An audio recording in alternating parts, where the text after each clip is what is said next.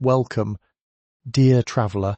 to a quiet corner of time where the world moves slowly and the air carries the scent of polished mahogany and freshly cut lilies. Tonight, you need do nothing at all. You may close your eyes, let them rest half open, for the journey ahead asks nothing of you but the gentle willingness to drift. We are about to step softly into the year 1925, into the warm, golden glow of the Plaza Hotel in New York City, where the Roaring Twenties unfolded in shimmering elegance. Outside, the soft rustle of taffeta gowns brushes against marble floors, and the distant murmur of conversation rises and falls like a slow, breathing tide. The hotel itself stands at the southeastern edge of Central Park, creamy French Renaissance palace whose limestone walls have witnessed countless secrets, whispers, and waltzes through the long parade of decades. As you settle deeper into the comfort of your pillow, allow your shoulders to soften, your jaw to release, and your breathing to slow into a long, even rhythm. There is no rush here. Destination only the quiet pleasure of being gently transported across 100 years to a moment when the world was rediscovering joy. The grand revolving door of the plaza turns ahead of us, slowly, soundlessly, beckoning us inward. And as it turns, the noise of the modern world begins to fade away, replaced by the soft, dreamy hush of a long, golden evening waiting patiently for you to enter. Before we cross the threshold into that gilded foyer, take a moment to imagine yourself nestled into the deepest, softest armchair you have ever known. The room around you is dim, lit only by the amber flicker of a single lamp, and the air feels warm and unhurried. If our quiet little journey through forgotten history has ever brought you the gift of restful sleep, you may wish to gently press the small subscribe button below and perhaps tap the little bell beside it, so that future evenings may always find their way back to you. There is no urgency, no hurry, only a soft invitation, like a doorman tipping his hat as you pass beneath the brass canopy of a long-vanished hotel. Each new story we share is woven slowly, lovingly, with the patience of a tailor stitching silk thread into velvet, and your quiet companionship is what allows these tales to keep being told. So, if it pleases you, let your finger rest for just a heartbeat on that small glowing button, and then return at once to the warmth of your pillow, to the slow rise and fall of your breath. The plaza waits ahead, its windows glowing like honey-coloured lanterns through the cold New York twilight. We shall step inside together, hand in hand, listening as the world outside settles into snow-muffled silence, and the great clock above the lobby ticks softly, marking the long, slow hours of an unforgettable, deeply sleepy and tranquil winter night. The snow had been falling since the late afternoon, settling upon the wide stone shoulders of Fifth Avenue with the patience of something that had nowhere else to be. By the time the long winter dusk began to fold itself across the city, the streets had grown quieter, hushed beneath a thickening blanket of soft, powdery white. The lamplighters had already passed through, though in this part of the city the gas flames had long since been replaced by the warm, steady glow of electric bulbs, each one casting a pale halo of gold against the deepening blue of the evening sky. And there, at the very edge of Central Park, rising like a creamy chateau lifted gently from the streets of Paris and set down with care upon the corner of Fifth Avenue and 59th Street, stood the Plaza Hotel, glowing softly in the falling snow. Its limestone walls, the colour of warm cream poured slowly from a porcelain pitcher, seemed almost to drink in the last lavender light of the dying afternoon. The building itself was 19 stories tall, though the height felt somehow gentle rather than imposing, for the architects, Henry Janeway Hardenberg among them, had given the hotel the soft proportions of a French Renaissance castle. The mansard roof, sloping at its graceful angles, was topped with copper that had long since weathered into a pale green patina, the colour of moss after a long rain. Dormer windows peered out from the rooftop like sleepy eyes, each one framed in delicate stone carvings, and tall chimneys rose into the falling snow, releasing thin grey ribbons of wood smoke that drifted upward and dissolved into the violet sky.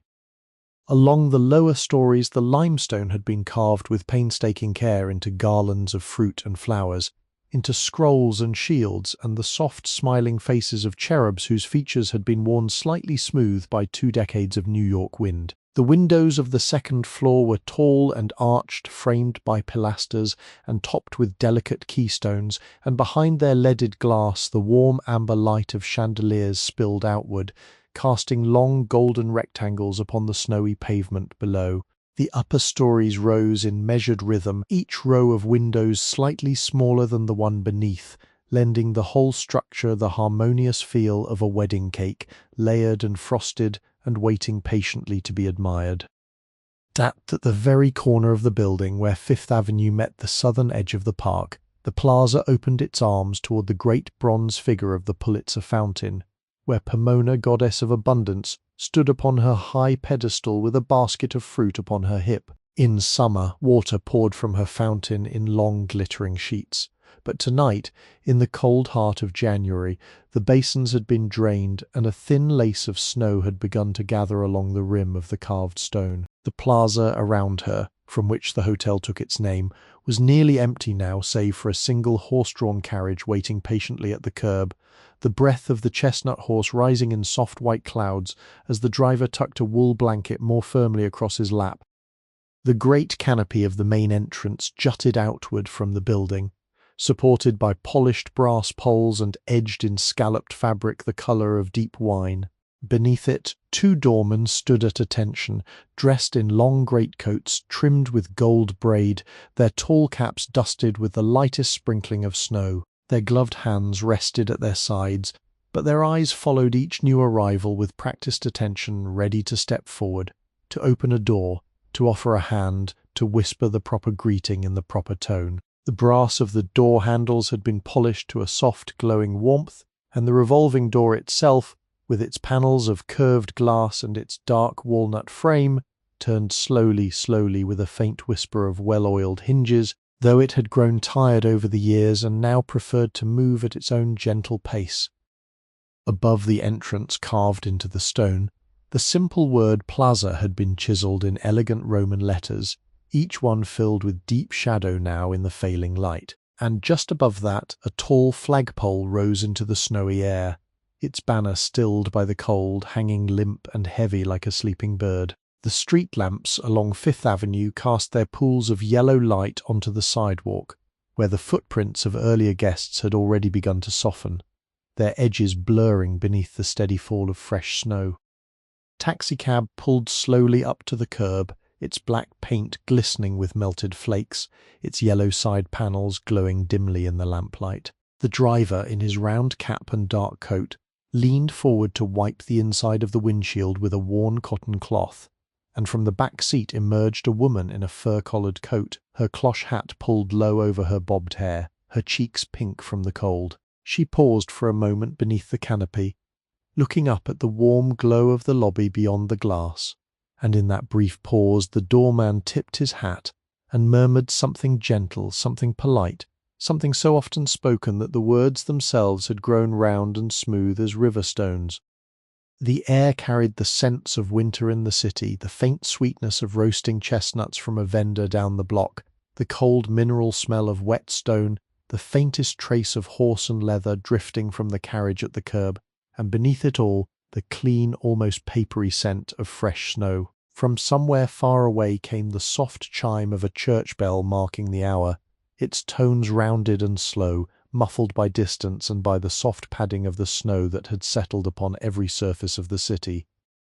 Inside the plaza, beyond the revolving door, the warmth was already waiting. One could sense it even from the sidewalk, that quiet golden warmth of a place where many fires had been laid, where many lamps had been lit, where the air itself had been gently perfumed by tall vases of hothouse flowers brought in by the morning's deliveries. The windows of the lobby glowed with a deep amber light that seemed almost liquid, pouring outward through the cold glass and falling in soft pools upon the snowy stone steps. And the silhouettes of figures moved slowly behind those windows, gentlemen in evening dress, ladies in long pale gowns, the slow drift of their movements suggesting unhurried conversation, the quiet ritual of arrival, of greeting, of slipping a fur stole from the shoulders and handing it to the attendant with a smile.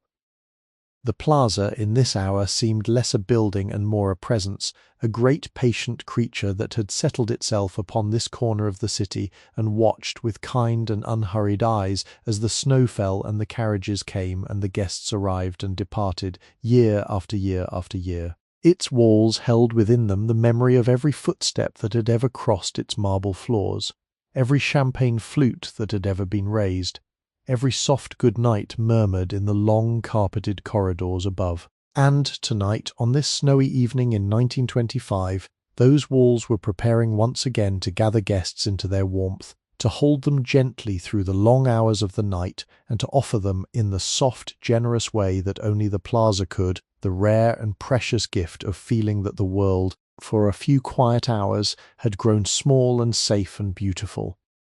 The slow turn of the revolving door drew the cold air of Fifth Avenue into a brief, gentle pirouette before releasing it again into the warmth of the lobby. With each rotation, a soft puff of winter slipped inside, carrying with it the faint scent of snow and wood smoke, only to be immediately enveloped by the deeper, warmer fragrances waiting within. The door itself was a small architectural pleasure, 4 panels of curved glass set within a frame of polished walnut, its brass fittings gleaming softly in the lamplight, its hinges silenced by years of careful oiling. As one stepped into its quiet chamber, there was a brief suspended moment, a small held breath between two worlds, between the cold blue evening of the city and the golden interior glow of the hotel. And then the door released you, gently, into the lobby.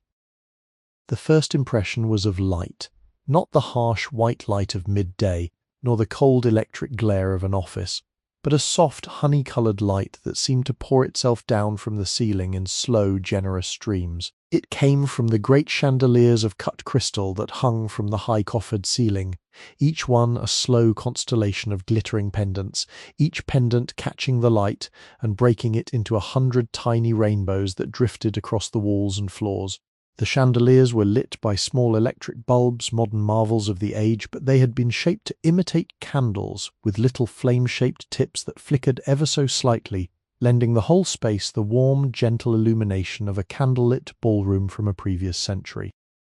The floor beneath one's feet was a vast expanse of cream-coloured marble polished to such a deep lustre that the chandeliers above were reflected in its surface like stars upon a still lake. Veins of pale grey and soft caramel ran through the marble in slow organic patterns, and where the floor met the walls, a band of darker stone, almost the colour of milky coffee, formed a quiet border. The marble had been quarried, one heard, from a region of Italy where craftsmen had cut and polished stone for nearly 500 years, and as one walked across it, the sound of one's footsteps was muffled and softened, absorbed into the great patient body of the building itself.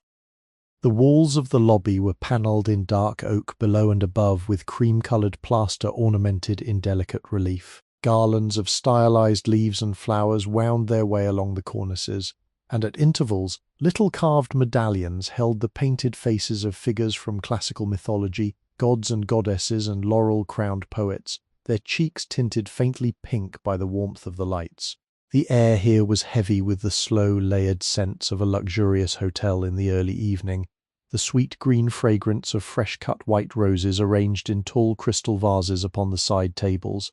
the mellow warmth of beeswax polish that had been applied that morning to every wooden surface, the faint smoky note of the cigar smoke drifting from the gentleman's lounge somewhere down the corridor, and the clean, soft scent of the laundered linen napkins folded upon the tea tables nearby. Just to the right of the entrance stood the great front desk, a long, dark expanse of polished mahogany behind which 3 clerks attended quietly to the slow rhythm of arrivals and departures. The clerks wore black tailcoats with crisp white shirts and small black bow ties, and their hair had been smoothed back with a touch of pomade that gave it the soft sheen of a freshly inked page. Behind them, a wall of small wooden cubbyholes held the room keys, each key attached to a heavy brass tag stamped with its room number, and in many of those cubbies, Folded letters and small notes had been tucked, waiting for guests to return and find them. Above the cubbies, a great brass clock with Roman numerals ticked away the hours with such a quiet, steady patience that one had to listen carefully to hear it at all. Beyond the front desk, the lobby opened into a wider space where small clusters of armchairs and settees had been arranged into intimate conversation areas. The chairs were upholstered in deep green velvet, the colour of moss in a shaded forest, and their carved wooden frames had been gilded with the softest touch of gold. Between the chairs stood low tables of inlaid wood, upon which silver trays held delicate cups of tea, slim glasses of sherry, and small porcelain plates bearing tiny biscuits dusted with sugar. The guests who occupied these chairs leaned toward one another in easy postures, their conversations conducted in the low, pleasant murmur that was the proper pitch for a hotel lobby of this caliber, never loud enough to be intrusive, never quiet enough to seem secretive. A woman in a long evening dress of dove-grey silk sat with her ankles crossed neatly beneath her chair, a small cup of tea balanced upon her knee. Her dress shimmered with tiny seed pearls sewn in the patterns of falling leaves, and around her neck hung a single strand of small, perfectly matched pearls that caught the chandelier light each time she lifted her chin to laugh. Beside her, a gentleman in a black dinner jacket leaned slightly forward, his cigarette held loosely between two fingers, the thin grey smoke curling upward toward the ceiling like a small, thoughtful question. The two of them spoke quietly, their words rising and falling in that soft musical way that conversation acquires when it is conducted purely for pleasure, with no urgency, no purpose beyond the gentle enjoyment of one another's company. In the far corner of the lobby, near the entrance to the Palm Court, a string quartet had taken its place upon a small raised platform draped in deep burgundy velvet. The four musicians, dressed in matching black and white, were tuning their instruments with the careful attention of craftsmen testing the edges of their tools, the soft sounds of strings and bow rosin filling the air with a delicate, almost private music. Soon they would begin to play, and the gentle melodies of a Strauss waltz or a Gershwin tune would drift softly through the lobby, weaving themselves into the murmur of conversation and the slow ticking of the great clock. Boy passed by, his round red cap tilted at the precise angle prescribed by the hotel's training manual, his gloved hands carrying a tower of leather suitcases that he balanced with the practiced grace of a tightrope walker. He moved silently across the marble floor, his polished black shoes making no sound at all, and as he passed, the faint scent of cedar from the suitcases trailed behind him for a moment before dissolving into the perfumed air. Behind him, a porter pushed a brass luggage cart whose wheels had been wrapped in soft rubber to silence their passage, and atop the cart sat a single hat box of pale blue silk, tied with a wide cream-coloured ribbon, looking for all the world like an enormous, beautifully wrapped gift waiting to be opened. The whole lobby seemed to breathe with a slow, contented rhythm, as though the building itself had inhaled the cold of the winter evening, and was now exhaling it gently as warmth, as comfort, as the deep and unhurried welcome that only a great hotel could provide. And one stood there for a long moment near the revolving door, simply taking it in, allowing the warmth to seep slowly into the cold corners of one's body, allowing the quiet music and the soft murmur of voices and the honey-coloured light to wrap themselves around one's shoulders like a long, soft cashmere shawl. There was nowhere to hurry to, nothing to do but stand and breathe and let the plaza begin its quiet, generous work of making the world feel small and safe and beautiful again. To pass from the main lobby into the Palm Court was to step from one kind of beauty into another, deeper, dreamier kind. The threshold between them was marked by a wide archway flanked by twin columns of green-veined marble, and as one crossed beneath that archway, the very quality of the light seemed to change, softening, deepening, taking on the faint cathedral glow that came from the great stained glass ceiling far overhead. For the Palm Court, which had been the heart of the plaza since the hotel first opened its doors in October of 1907, was crowned by a magnificent skylight of leaded glass, and at this hour, the long blue hour between sunset and full evening, that skylight wore a particular and quite extraordinary kind of light. It was a ley light, properly speaking, an ornamental ceiling of stained glass set beneath an outer roof, and it had been designed in delicate geometric patterns of cream and pale gold, and the softest seafoam green. Through its panels, the last violet glow of the winter sky filtered down in slow, dreamy stripes, mingling with the warmer light of the chandeliers and the pale, rosy light of the table lamps, until the air itself seemed to take on the gentle iridescence of a pearl held up to a window. Where these various lights met, they did not compete, but rather wove themselves together into a kind of soft, prismatic haze that hovered just above the heads of the diners, lending them all, regardless of age or station, the faintly enchanted appearance of figures in an old painting.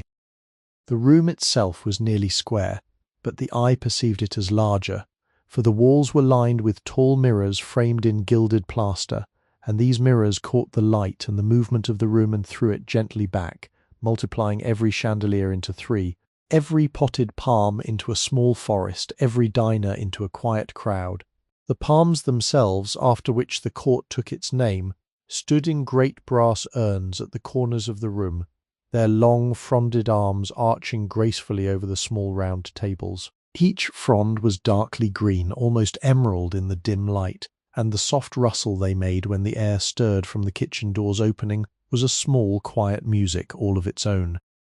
The tables were small and round, dressed in cloths of the finest white damask, so finely woven that the patterns of laurel leaves and small medallions woven into the fabric were visible only when the light fell across them at a particular angle. Each table held a low arrangement of fresh flowers, white roses tonight, their petals tinged faintly pink at the edges, set into a low silver bowl surrounded by a soft fringe of dark green ivy. The silverware had been laid out with the precision of a jeweller arranging stones, each fork and knife and spoon at exactly the proper distance from the others, each piece engraved with the small, elegant monogram of the hotel. The wine glasses were of the thinnest crystal, so thin that they seemed to be made of frozen air, and when the candlelight from the small votives passed through them, they cast small, dancing rings of gold upon the white tablecloth.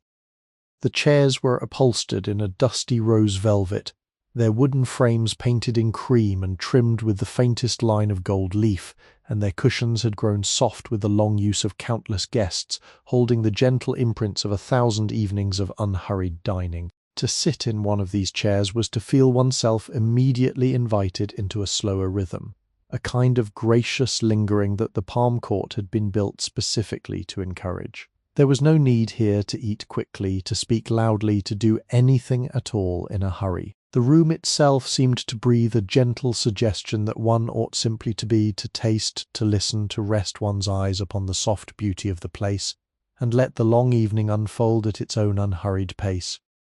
The waiters moved through the room with the silent grace of figures in a slow ballet. They wore long white aprons that reached almost to their ankles, fastened around their waists with neat bows, and their black jackets had been brushed and pressed to a flawless finish. Each waiter carried a folded white napkin draped over his left arm, and his hands moved with the precise economy of long practice, pouring water with a single smooth gesture, setting down a plate without the smallest sound, retrieving an empty glass between 2 fingers as though plucking a flower. Their faces were attentive but composed, their voices low and respectful, and they had been trained, one understood, to anticipate the smallest needs of the guests almost before the guests themselves were aware of those needs.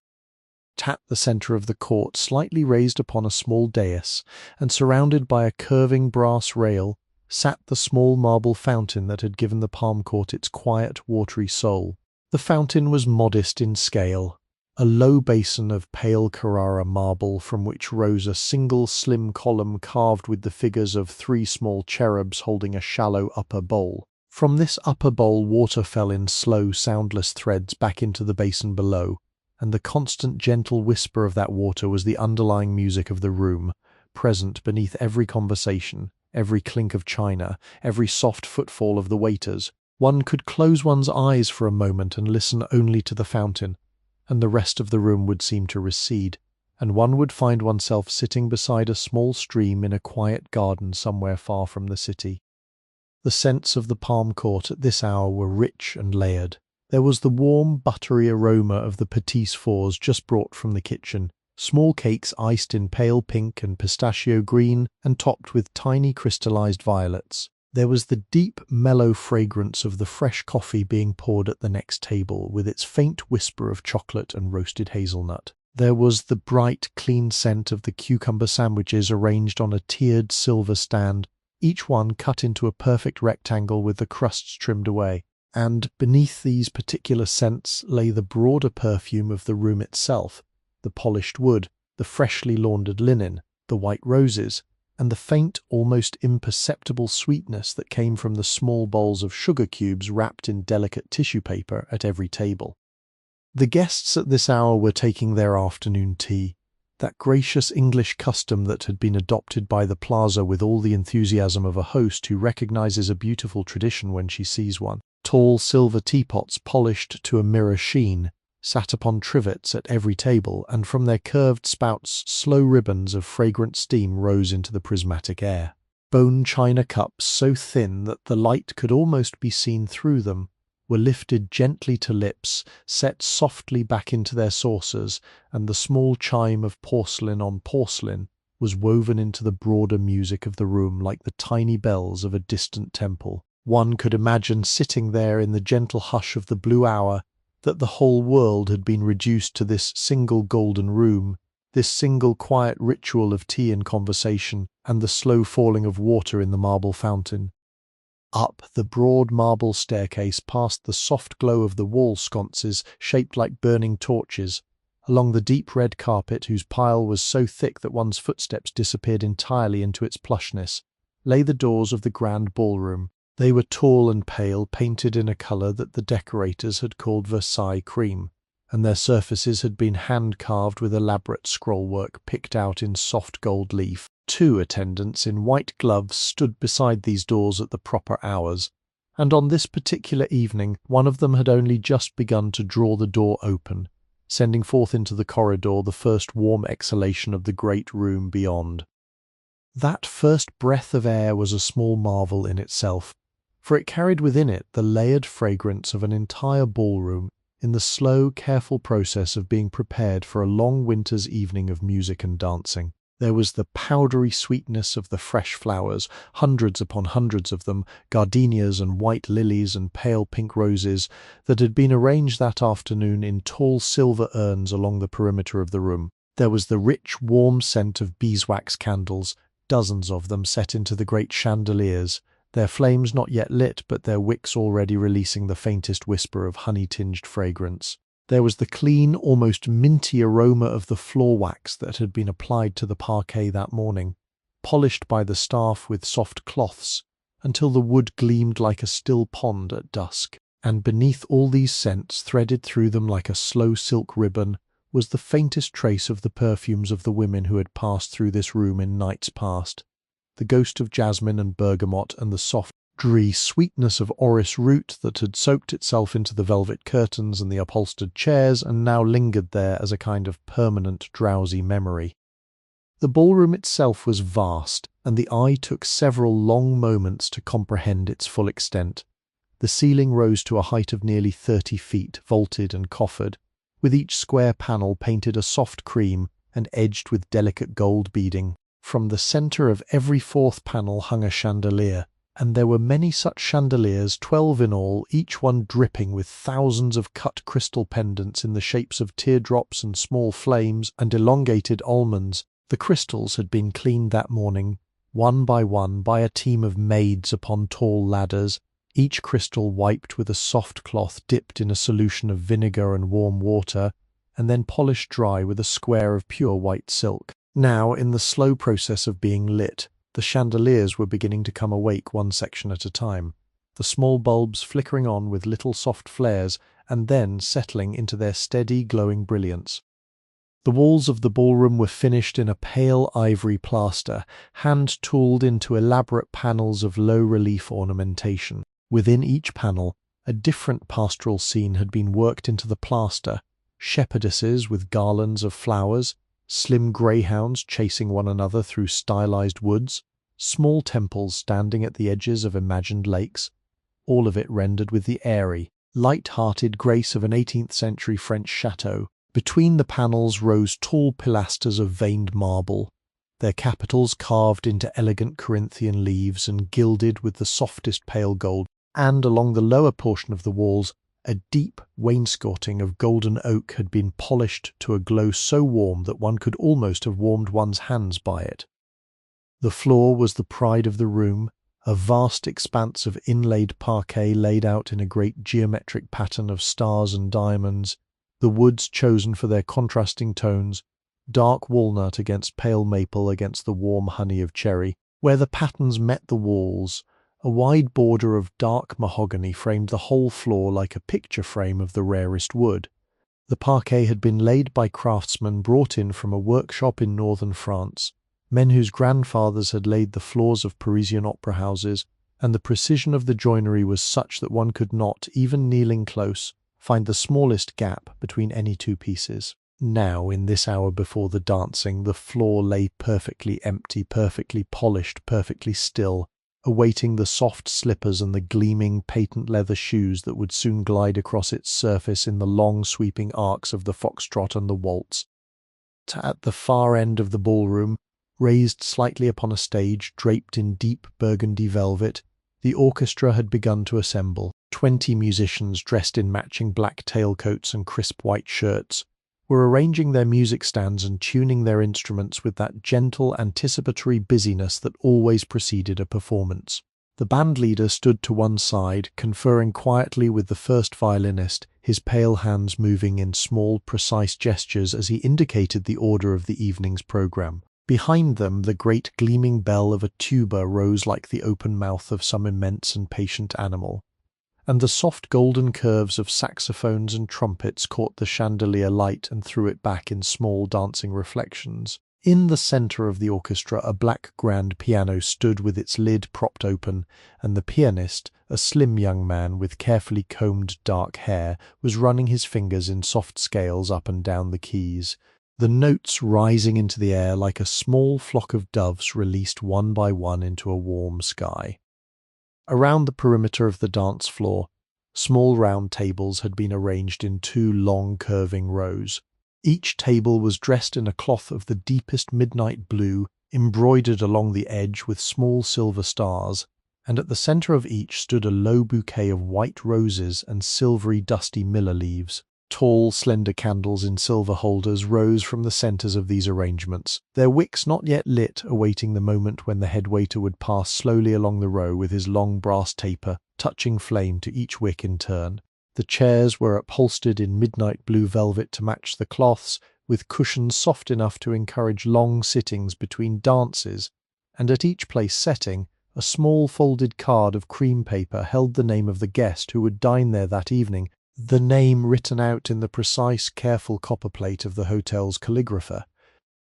Wide balcony ran along 3 sides of the ballroom, supported by slender columns and edged with a delicate brass railing. From this balcony, late arrivals could pause to look down upon the dance floor below, and many a romance, it was whispered, had begun with a glance exchanged between a young man at the edge of the floor and a young woman leaning gracefully upon that brass rail above. The balcony was lit by smaller chandeliers, each one a single tier of crystal, and upholstered settees had been placed at intervals along its length for those who wished to sit and watch the dancing without participating themselves. Through the tall arched windows that lined one wall of the ballroom, the snow could be seen still falling beyond the panes of glass, drifting down in slow, dreamy spirals through the pools of light cast by the street lamps below. The outside world, with its cold and its bustle and its hurry, seemed very far away indeed, as though the ballroom existed in its own gentle pocket of time, sealed off from the century, preserved in honey-coloured light and the soft preliminary murmur of an orchestra preparing to play. And as the last of the chandeliers came alive with their warm amber glow, the entire room seemed to take a long, slow breath, as though waking itself from a long afternoon nap, and to settle into readiness for the long, tender evening that lay before it. Beyond the bright public rooms of the plaza lay a quieter world, a kind of warm, hushed labyrinth of long corridors and softly lit alcoves, where the rhythm of the hotel slowed almost to the pace of a sleeping cat. These corridors ran like long, gentle veins through every floor of the building, carrying guests and porters and chambermaids on their unhurried errands, and to walk through them in the late evening was to enter into one of the most peaceful experiences the plaza had to offer. They were not grand spaces exactly, for grandeur had been spent upon the lobby and the ballroom and the great public dining rooms, but they possessed a softer beauty, the beauty of a well-tended sanctuary designed to soothe rather than impress. The walls of the corridors had been papered in a deep jewel-toned pattern called damask burgundy, a pattern of stylized pomegranates and curling leaves rendered in tones of dark wine and old gold against a background of the softest amber. The wallpaper had a faint silken sheen to it, so that as one passed beneath the wall sconces, the pattern seemed to shift and breathe gently, the leaves catching the light and then releasing it again with the slow rhythm of one's own footsteps. Up close, one could see that the paper had been printed by hand in a small workshop in Lyon, France, and the slight irregularities of the pattern, the tiny variations of colour and pressure, lent the walls a warmth that no machine-printed paper could ever achieve. The wallpaper had been hung with such precision that the seams between the panels were nearly invisible, requiring one to stand very close indeed and look carefully along the join to find the slim line where one panel met the next. Below the wallpaper, a deep wainscoting of golden oak rose to about the height of a person's hip. The wood had been carved with a simple, repeating pattern of slim vertical reeds, and it had been waxed and polished so many times over the years that the surface had taken on the soft, deep lustre of an old violin. Where the wainscoting met the floor, a narrow brass strip ran along the entire length of the corridor, polished to a soft gleam, marking the precise line between wood and carpet. The brass had developed over the years a tiny ribbon of patina along its edges, a delicate green-gold trace that no amount of polishing could quite remove, and that the long-serving porters of the plaza regarded with a quiet affection as a sign of the building's well-loved age.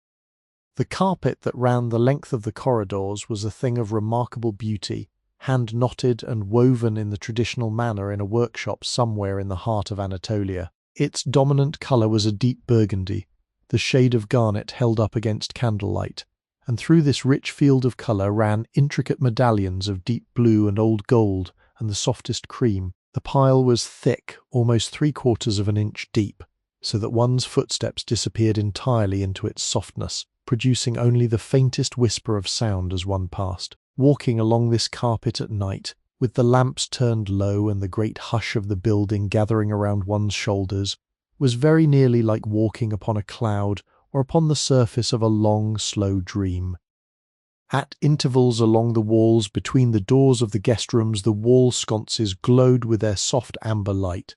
Each sconce was a small work of brass craftsmanship, shaped into the form of an open lily, with a single electric bulb concealed within its golden petals. The bulbs themselves were of low wattage, their filaments visible through the thin clear glass, and they produced a warm, candle-like light that the hotel's designers had specifically chosen to evoke the feeling of an older, gentler era. Above each sconce, a small mirror in a gilded oval frame had been hung,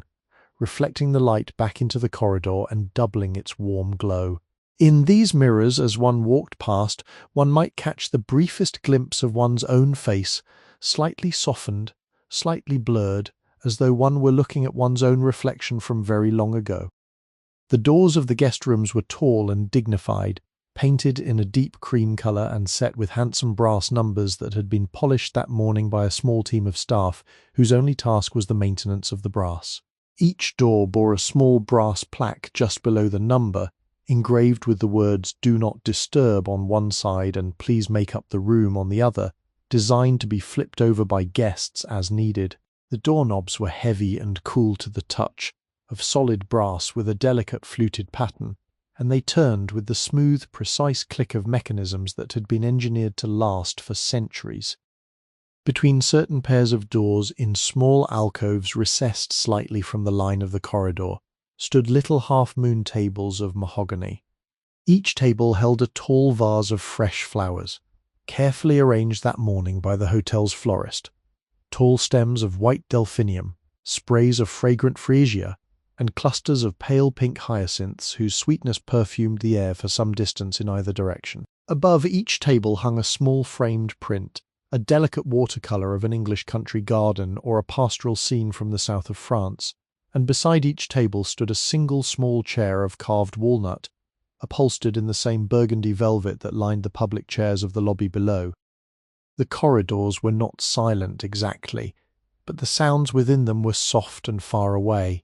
From behind closed doors came the faint murmur of conversation, occasionally the gentle laughter of women, occasionally the deeper rumble of a man's pleased reply. From somewhere far below, drifting up through the building's bones, came the distant sound of the orchestra playing in the ballroom, the music so muffled by walls and floors and carpets that one could perceive only the slow rise and fall of its rhythm rather than any particular tune. Now and then a door would open somewhere along the corridor, releasing a brief louder sound of conversation or laughter, and then close again, and the corridor would return to its drowsy hush. A chambermaid passed slowly down the corridor, her arms full of fresh white towels, their cotton so newly laundered that one could smell the clean soapy fragrance of them as she went by. She wore the standard uniform of the hotel's housekeeping staff, a long black dress with a crisp white apron, tied at the waist, and a small white cap pinned to her dark hair. Her shoes had been chosen specifically for their silence, soft black leather with thin rubber soles, and she moved through the corridor with the quiet, practiced grace of a woman who had walked this same path many thousands of times. As she passed a small alcove, she paused for a moment to adjust the angle of a vase of flowers, gently turning it so that its fullest face was presented toward the corridor, and then she continued on her way, her white apron disappearing around the gentle curve of the corridor's far end. Near the corner where two corridors met, a small porter's station had been built into a recess in the wall. Here, a young man in a red cap and a brass-buttoned jacket sat upon a tall wooden stool, ready to be summoned by the small electric bell that sat upon the polished mahogany counter beside him. He was reading a folded newspaper, his eyes moving slowly down the columns of print, his forehead creased in the gentle concentration of a young man trying to make sense of the day's stock prices. Beside him, a small brass spittoon stood upon the floor, never used by him personally but kept in scrupulously polished readiness, and behind him a wall of small numbered hooks held an assortment of brass keys and folded notes for various rooms upon the floor. The young porter looked up briefly as one passed, offering a small respectful nod, and then returned his attention to his newspaper, secure in the knowledge that his presence alone was enough to assure the comfort of every guest along the floor. Further along, the corridor opened into a small rounded sitting area where two armchairs had been placed beside a tall window. The window looked out onto the snowy expanse of Central Park, whose dark trees and white meadows stretched away into the deepening evening. Reading lamp with a green glass shade stood upon a small table between the chairs, and beside the lamp lay a small stack of magazines, their covers showing the elegant illustrated faces of the women of the season. One of the chairs was already occupied by an elderly gentleman in a velvet smoking jacket. A small cup of coffee balanced on the arm of his chair, his eyes turned thoughtfully toward the window where the snow continued to fall in its endless gentle patience. He had come up here, one understood, simply to watch the snow for a while before retiring to his room, and the corridor had given him this small quiet space in which to do so, asking nothing of him but his quiet presence. To open the door of one of the great suites that faced Central Park was to enter a private kingdom, a small, perfectly composed world of warmth and beauty that had been arranged with such loving attention to detail that it felt less like a hotel room and more like the favoured sitting room of a beloved aunt who had inherited rather more taste and money than she quite knew what to do with. The suite was numbered 917, and it occupied a generous corner of the 9th floor, its windows giving out upon the dark winter expanse of the park to the north and the long-lit avenue of 5th to the west. As the door swung open upon its silent hinges, the warm golden light of the rooms beyond seemed to flow outward into the corridor, accompanied by the rich layered scents of the room itself, like the held breath of a place that had been waiting all afternoon to be entered. The first room one stepped into was the small entrance vestibule, a narrow, quietly elegant space designed to receive the guest with a gentle introduction to the rooms beyond. The floor here was of dark parquet, polished to such a deep gleam that the small chandelier overhead was reflected in its surface. To the right stood a slim console table of carved walnut, its top of veined grey marble holding a tall silver tray for calling cards, an empty crystal vase awaiting the morning's flowers, and a small Tiffany lamp whose glass shade had been worked into the design of dragonflies and lily pads, glowing now with the deep, jewel-toned colours of stained glass when the light passed through it from within. Above the table hung a tall mirror in a frame of carved gilt wood, its glass slightly antiqued, lending one's reflection the pleasant softness of a face seen through gentle mist. Beyond the vestibule lay the main sitting room, and here the suite revealed its full character. The room was generously proportioned, its ceiling rising to 12 feet, and the walls had been papered in a soft silvery blue silk, hand-painted with delicate sprays of cherry blossom in shades of pale pink and white. The pattern was Japanese-inspired, an echo of the great enthusiasm for the Orient that had swept through the decorative arts in the years before the war, and the soft, asymmetrical placement of the blossoms upon the walls gave the room an airy, almost weightless quality, though one were standing within a quiet garden in the early days of spring.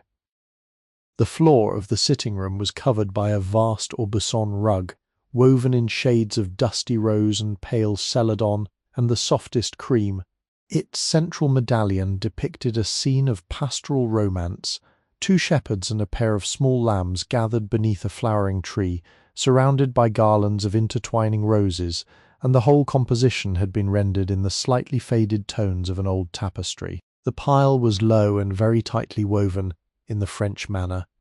and to walk upon it was to feel the gentle, supportive softness of fine wool that had been compressed by many years of careful use. Around the edges of the rug, a wide border of polished walnut floor showed itself, providing a warm frame for the rug's gentle composition.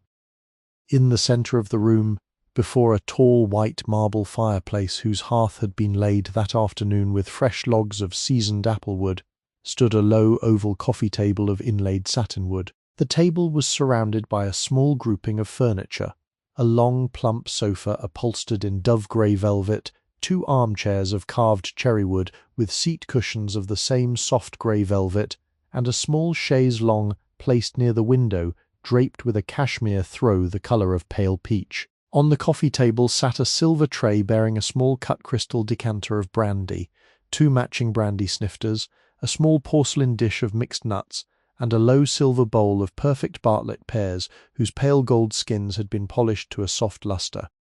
The fireplace itself was a small architectural masterpiece.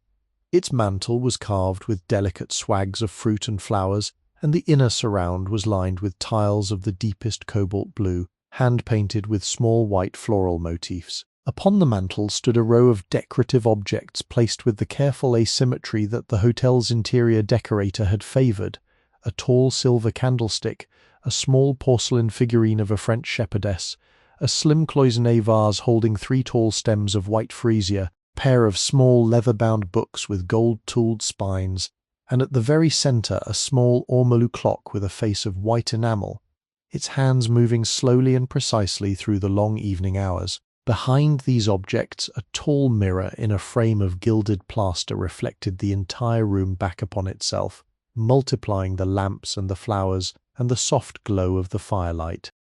The fire had been lit perhaps a quarter of an hour before, and the applewood was just beginning to release its full warm fragrance into the room, that particular sweet, slightly fruity perfume that distinguishes apple from oak or pine. The flames moved slowly, almost lazily in their hearth, their tongues curling around the logs in shades of amber and pale gold, and the occasional flickering blue at the base. Now and then a small spark would leap upward into the chimney, and the soft hiss of moisture being drawn out of the wood made a quiet, contented music beneath the larger silence of the suite.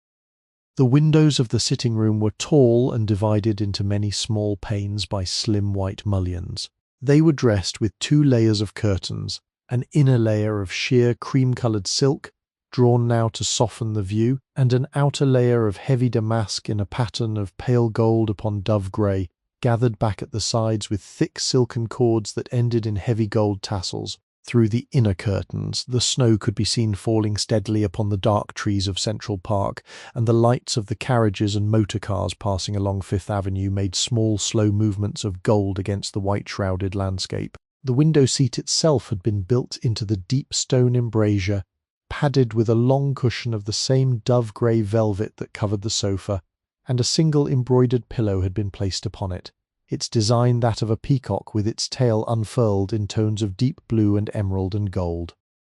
To the left of the sitting-room, behind a pair of tall panelled doors painted in soft cream and trimmed in delicate gold, lay the bedroom. Here the colours deepened slightly, the silvery blue giving way to a richer powder blue, the cherry blossoms upon the wallpaper replaced by a pattern of slim trailing vines and small white star-shaped flowers. The bed itself was a four-poster of carved cherry wood, its posts rising to a height of nearly 7 feet and crowned with small carved pineapples, the symbol of hospitality. The canopy above was draped in cream silk, gathered at the corners and held in place with gold cord, and the bed curtains, which could be drawn closed in winter for additional warmth, were of the same cream silk, their inner lining a soft pale blue. The bed was made up with the careful precision that marked all of the plaza's housekeeping. The sheets were of the finest Egyptian cotton, woven so tightly that they had the smooth, cool feel of poured cream upon the skin. They had been laundered and pressed in the hotel's basement laundry that morning, scented gently with a touch of dried lavender from the small linen sachets that the housekeepers tucked between the folds of stored linens. 3 layers of pale blue blankets had been laid over the sheets, and atop these a great down comforter encased in a cover of cream silk had been turned back at one corner in the welcoming gesture that the housekeepers performed upon every bed at the turning down of the evening. The pillows, 4 large and 2 small, had been plumped to perfect roundness, their cases edged in a delicate scallop of hand-tatted lace. Beside the bed, on the small night table of carved walnut, a single reading lamp with a shade of pleated cream silk cast a soft pool of light upon the surface of the table. Upon the table lay a leather-bound book of poetry, opened at a page where the previous reader had inserted a small pressed violet as a marker, and beside it a slim crystal carafe of fresh water, beaded with the slightest condensation, with its matching glass turned upside down upon a small silver coaster. Small silver bell designed to summon the night porter had been placed within easy reach, its handle of carved mother-of-pearl glowing softly in the lamplight. Across the bedroom, set into the wall opposite the bed, a tall marble fireplace echoed in miniature the larger fireplace in the sitting-room. Here the logs had not been lit, but they had been laid in readiness, and a small box of long matches with cream-coloured heads sat upon the mantel for the guests' convenience. The mantel held a more intimate collection of objects than the one in the sitting-room. A single small silver vase holding 3 white roses just beginning to open, a porcelain trinket box decorated with a hand-painted scene of 2 doves at a fountain, and a small framed photograph of the Plaza Hotel itself in summertime, its limestone walls dappled with the green shadows of the trees in Central Park. In the years of the early 1920s, the dressing of oneself for dinner was not yet the brief, perfunctory affair it would later become in the long unfolding of the modern century, but rather a slow, contented ritual that occupied a significant portion of the late afternoon. And at the Plaza Hotel, this ritual achieved a particular kind of refined, unhurried gracefulness that visitors would speak about with quiet reverence for the rest of their long lives. The sun would have set entirely by 4:30 in the depths of January, and the long blue hour of the city would gradually deepen into the violet hour, and through these slow transitions of the light, the women of the plaza would prepare themselves for the evening with all the patient artistry of a Renaissance painter approaching a fresh canvas. The young woman in Suite 917 had begun her preparations shortly after returning from her afternoon walk in Central Park, where she had paused upon the small stone bridge to watch a pair of ice skaters tracing slow figures upon the frozen pond. Now, 2 hours later, the various stages of her toilette had progressed through their gentle sequence with the unhurried rhythm of a slow piece of music. The maid the hotel had assigned to her, a quiet woman named Margaret with kind eyes and soft, capable hands, had drawn a long, warm bath in the marble bathroom that adjoined the bedroom, and the room was filled now with the soft, fragrant steam of the hot water and the rose-scented bath salts that had been measured into the tub from a small crystal jar.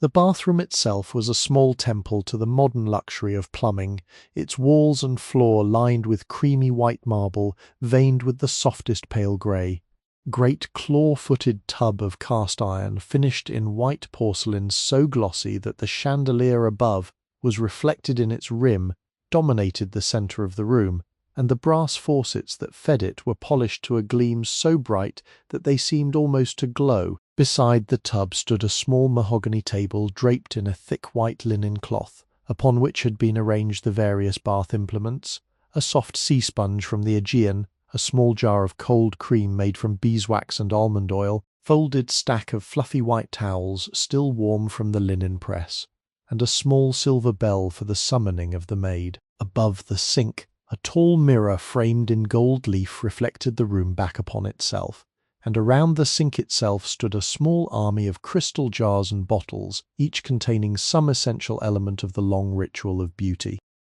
The young woman had emerged from her bath some 20 minutes before, her skin warm and softly flushed, and Margaret had wrapped her at once in a great Turkish towel that had been hanging upon a brass rod near the radiator and was therefore deliciously warm. From the warmth of the towel she had passed into the warmth of the silken kimono that hung upon the back of the bathroom door, a long pale pink garment embroidered with cranes and chrysanthemums, and from there she had retired to the small dressing room that opened off the bedroom, where the careful work of the toilette could now properly begin. The dressing room was a narrow, womanly space, lit by a great triple-panelled mirror of the sort known as a psyche, in which the dressing woman could observe her appearance from 3 angles at once. Before the mirror stood a slim dressing table of carved walnut, its top covered in a square of cream-coloured silk, upon which had been laid out an entire armoury of feminine implements, silver-backed hairbrushes in a matching set of 3, a small silver hand mirror, comb of polished tortoiseshell, a series of small crystal pots containing rouges and powders, a slim brass tube of lipstick, a tiny pair of silver tweezers, and a long-handled silver brush specifically designed for the application of face powder. Margaret stood now behind her mistress, brushing her dark hair with the slow rhythmic strokes that the young woman had grown to find as soothing as a lullaby. The hair was being brushed not so much to neaten it, for it had already been combed thoroughly, but to bring out the natural lustre of the long dark strands, and as the brush moved through the hair, it released the faint, sweet fragrance of the lavender water in which the hair had been rinsed earlier. The young woman closed her eyes and allowed herself simply to feel the slow stroke of the brush, the warm weight of her hair as it fell against her shoulder blades, the faint warmth of the small electric heater that hummed in the corner of the room. When the brushing was complete, the question of the hairstyle for the evening was addressed. The young woman had already decided some hours before that she would wear her hair in the style known as the Marcel wave, a fashion that had taken the world by quiet storm in the years since the war. Tanned Margaret had brought from her own kit a small set of curling tongs that had been heating gently upon a metal stand near the heater. With the practised grace of a craftswoman, Margaret took up small sections of the hair between the warm tongs, holding each section for the proper count of seconds, and as she worked, the hair gradually transformed itself into a series of soft, undulating waves that fell smoothly along the curve of the young woman's cheek. Once the hair was finished, the matter of the face could be approached. This was conducted with the seriousness of an artist's apprentice mixing paint, but executed with the lightness of a fashion that the young woman herself preferred to keep restrained and natural. Small pot of cold cream was opened, and a measured fingertip's worth was warmed between the palms before being smoothed gently across the cheeks and forehead. After the cream came the powder, applied with the long-handled silver brush in slow circular motions, and then the rouge dabbed onto the cheekbones with the smallest of natural bristled brushes and blended outward toward the temples until it merged seamlessly with the powder. The lipstick, of a soft cherry rose, was applied with care to the very centre of the lips, and then blotted with a small square of fine tissue paper, leaving behind a kiss-shaped imprint that the young woman folded and tucked into a small enamel box where she kept such mementos. The eyes received their own particular attention. A small brush, no larger than a fingertip, was dipped into a tiny pot of soft brown pigment, and with this the young woman herself, leaning close to the mirror, traced the slimmest possible line along the upper edge of her lashes. Touch of gentle dark mascara was applied to the lashes themselves, drawn upward with a small spoolie brush of the most delicate bristles, and then the whole effect was inspected from each of the 3 angles of the Psyche mirror until it was deemed complete. The young woman's face in this final inspection looked back at her from 3 angles at once, her dark hair falling in soft Marcel waves about her cheeks, her eyes deepened and lengthened by their soft brown lining, her lips painted to the gentle blush of summer roses, and the whole composition was satisfactory enough that she allowed herself a small private smile before turning her attention to the matter of the dress.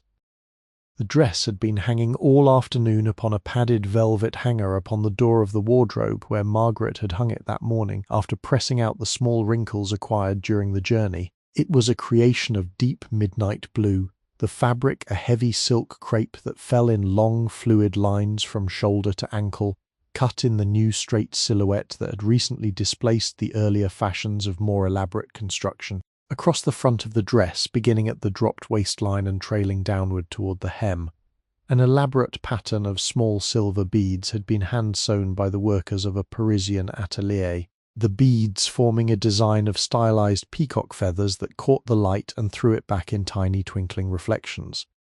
To put on the dress required the assistance of Margaret, who lifted it carefully over the young woman's head and lowered it gently into place, settling the silk crepe along the line of the body with small patting touches of her hands. The dress had no proper sleeves, only narrow shoulder bands of beaded fabric that lay against the skin like cool ribbons,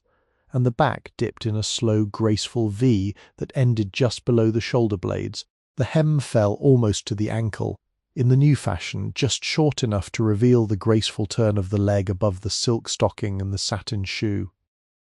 Around the young woman's neck, Margaret fastened a long string of small, perfectly matched freshwater pearls, the strand long enough to be doubled and to fall in 2 looping lines upon the bodice of the dress. From the young woman's earlobes hung small drops of platinum and diamond, the diamonds no larger than rice grains but cut so finely that they twinkled with each small movement of her head. Upon her left wrist she wore a slim bracelet of platinum set with 3 small sapphires, the colour of the dress itself, and upon the 3rd finger of her right hand single ring of platinum and pearl that had belonged to her grandmother and had been passed to her on her 21st birthday 2 years before. The whole effect, when the young woman stood at last before the great mirror and turned slowly, was that of a slim midnight figure scattered with stars, and Margaret, watching from a few steps behind, allowed herself a small, contented sigh of satisfaction at a work well done.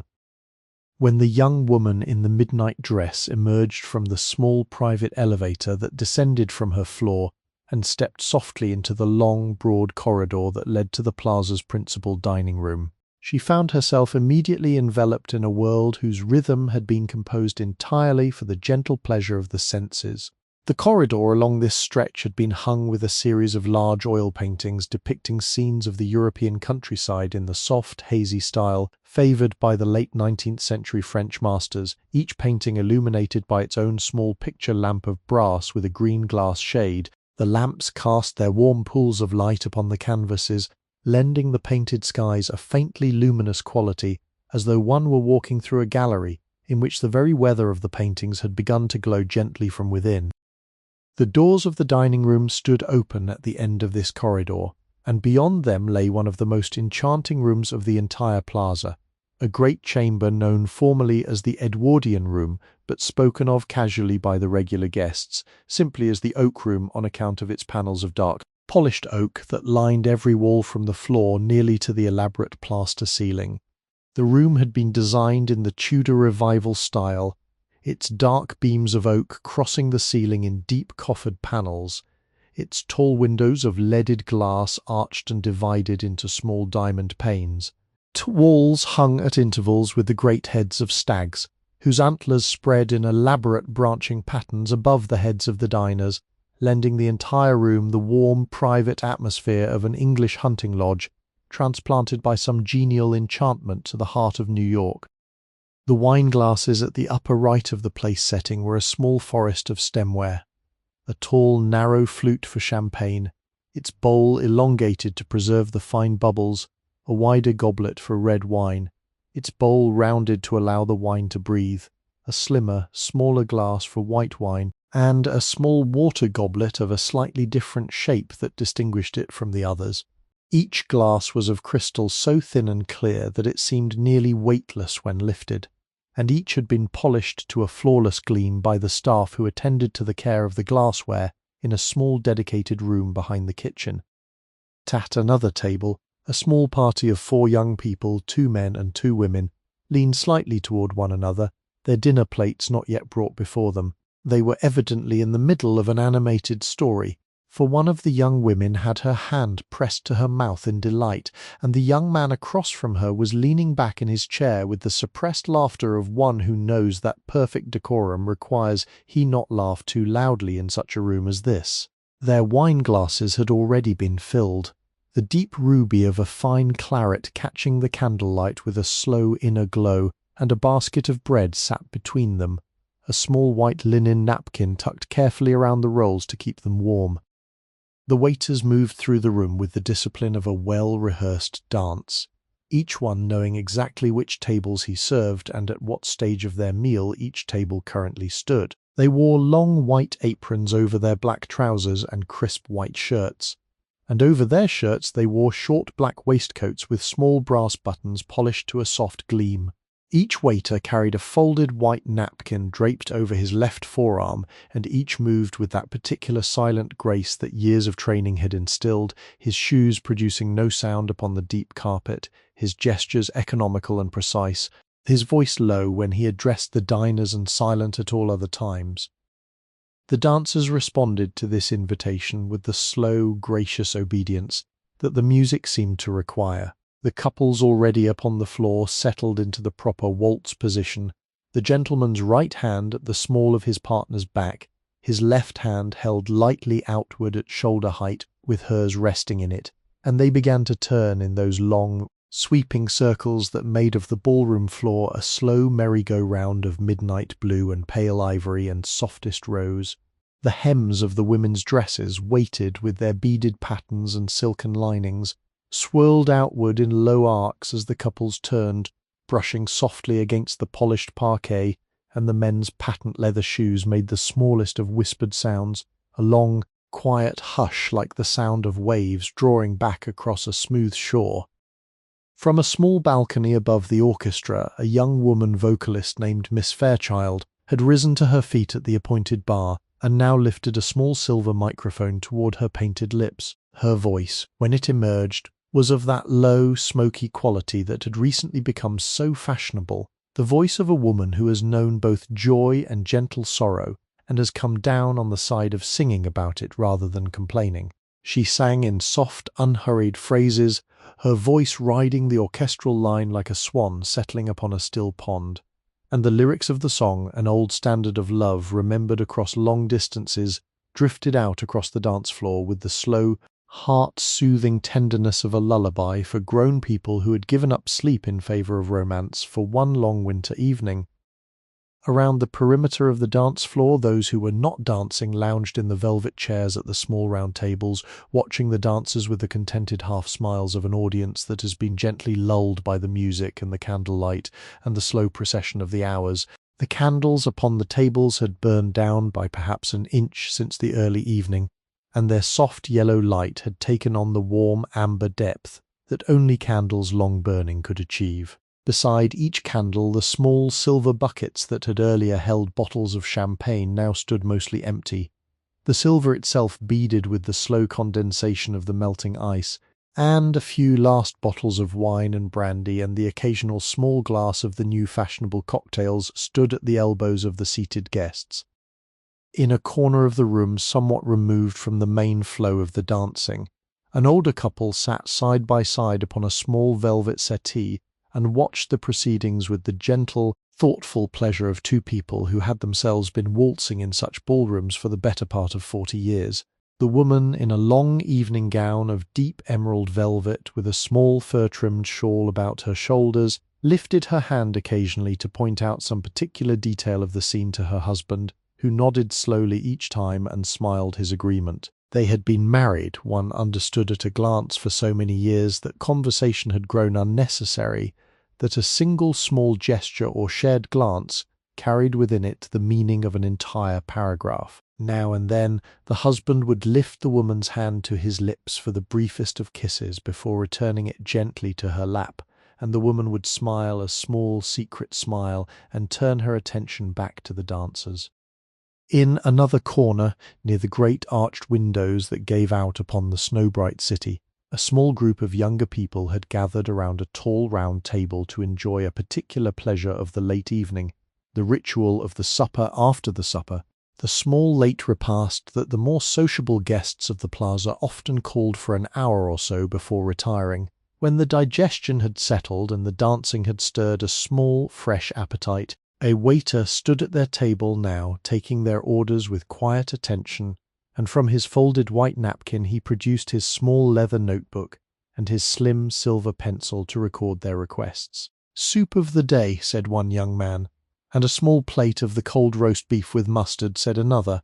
and the young women asked for delicate consommes and small tea sandwiches of cucumber and watercress, and one of them, with a small private giggle that suggested she had perhaps drunk a glass more of champagne than she ought to have done, requested a slice of the chocolate cake that the pastry chef had brought up from the kitchen at 9 o'clock, and that had been displayed all evening upon a glass-domed pedestal at the far end of the bar.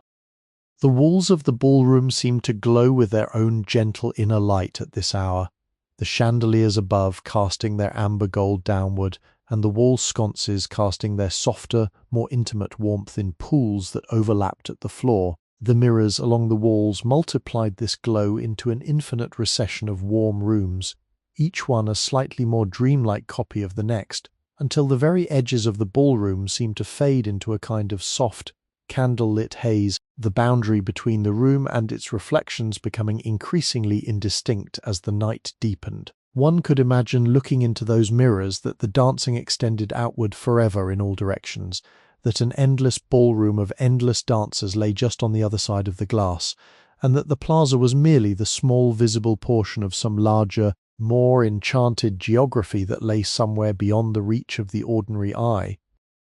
The orchestra, having brought the Lehar waltz to its tender conclusion, eased into the next selection upon its program, arrangement of an old American song that had been rewritten in the new jazz style by a young composer in Harlem whose work was just beginning to be heard in the great ballrooms of Manhattan. The song began with the soft, syncopated rhythm of the drummer's brushes upon the snare, a rhythm like the gentlest possible whisper, and over this whisper the saxophones rose in their slow, mellow harmonies, three of them weaving together in lines that curled around one another like cigarette smoke in still air. The dancers shifted their step to the new rhythm, the slow waltz turn giving way to the easy sliding pattern of the slow foxtrot, and the long, gentle hush of their feet upon the parquet became now a soft two-beat shuffle that fell easily into the music's quiet pulse. A waiter passed near the window with a tray of fresh champagne flutes, the bubbles in each glass rising in long, slow chains from the depths of the wine to the surface, where they broke with the smallest possible whispers. He lifted each flute with a practised grace, set them down at the appropriate tables and moved on, and behind him the bubbles continued their slow ascent, each one a tiny moment of the evening rising up and dissolving into the air, gone but not entirely gone, leaving behind only the slightest trace of their passage upon the glass. While the dancers turned slowly through their long waltz upon the parquet of the grand ballroom, and the diners lingered over their final brandies in the warm shadows of the oak room, a parallel world was unfolding far beneath their feet, hidden and intricate world of gentle industry where the long, generous comforts of the hotel were quietly manufactured by the patient hands of nearly 400 staff. This was the world of the basement and the mezzanine kitchens and the long subterranean corridors that ran like the roots of a great tree beneath the elegant trunk of the plaza, and to descend into this world, even for a few quiet minutes, was to discover that the apparent ease of the hotel above was the result of an immense choreographed labour that began long before dawn and would continue in varying intensities until well past the hour when the last guest had retired to bed. The principal kitchen lay just beneath the oak room, its ceiling high and vaulted, its walls lined with white tiles that had been scrubbed each morning to a clinical brightness, its floor of large red quarry tiles that had been swept and mopped so many thousands of times that they had taken on a deep, patient sheen unique to floors of long, honest use. At this late hour, the kitchen had passed beyond its peak of activity, the great rush of dinner service having concluded an hour before, and the pace within its walls had eased into the slower, more deliberate rhythm of cleaning down, of preparing for the next day, and of attending to the small late orders that continued to arrive from the late suppers in the ballroom and from the room service cards that appeared in the kitchen on a small mechanical conveyor that connected the kitchen to the various floors above.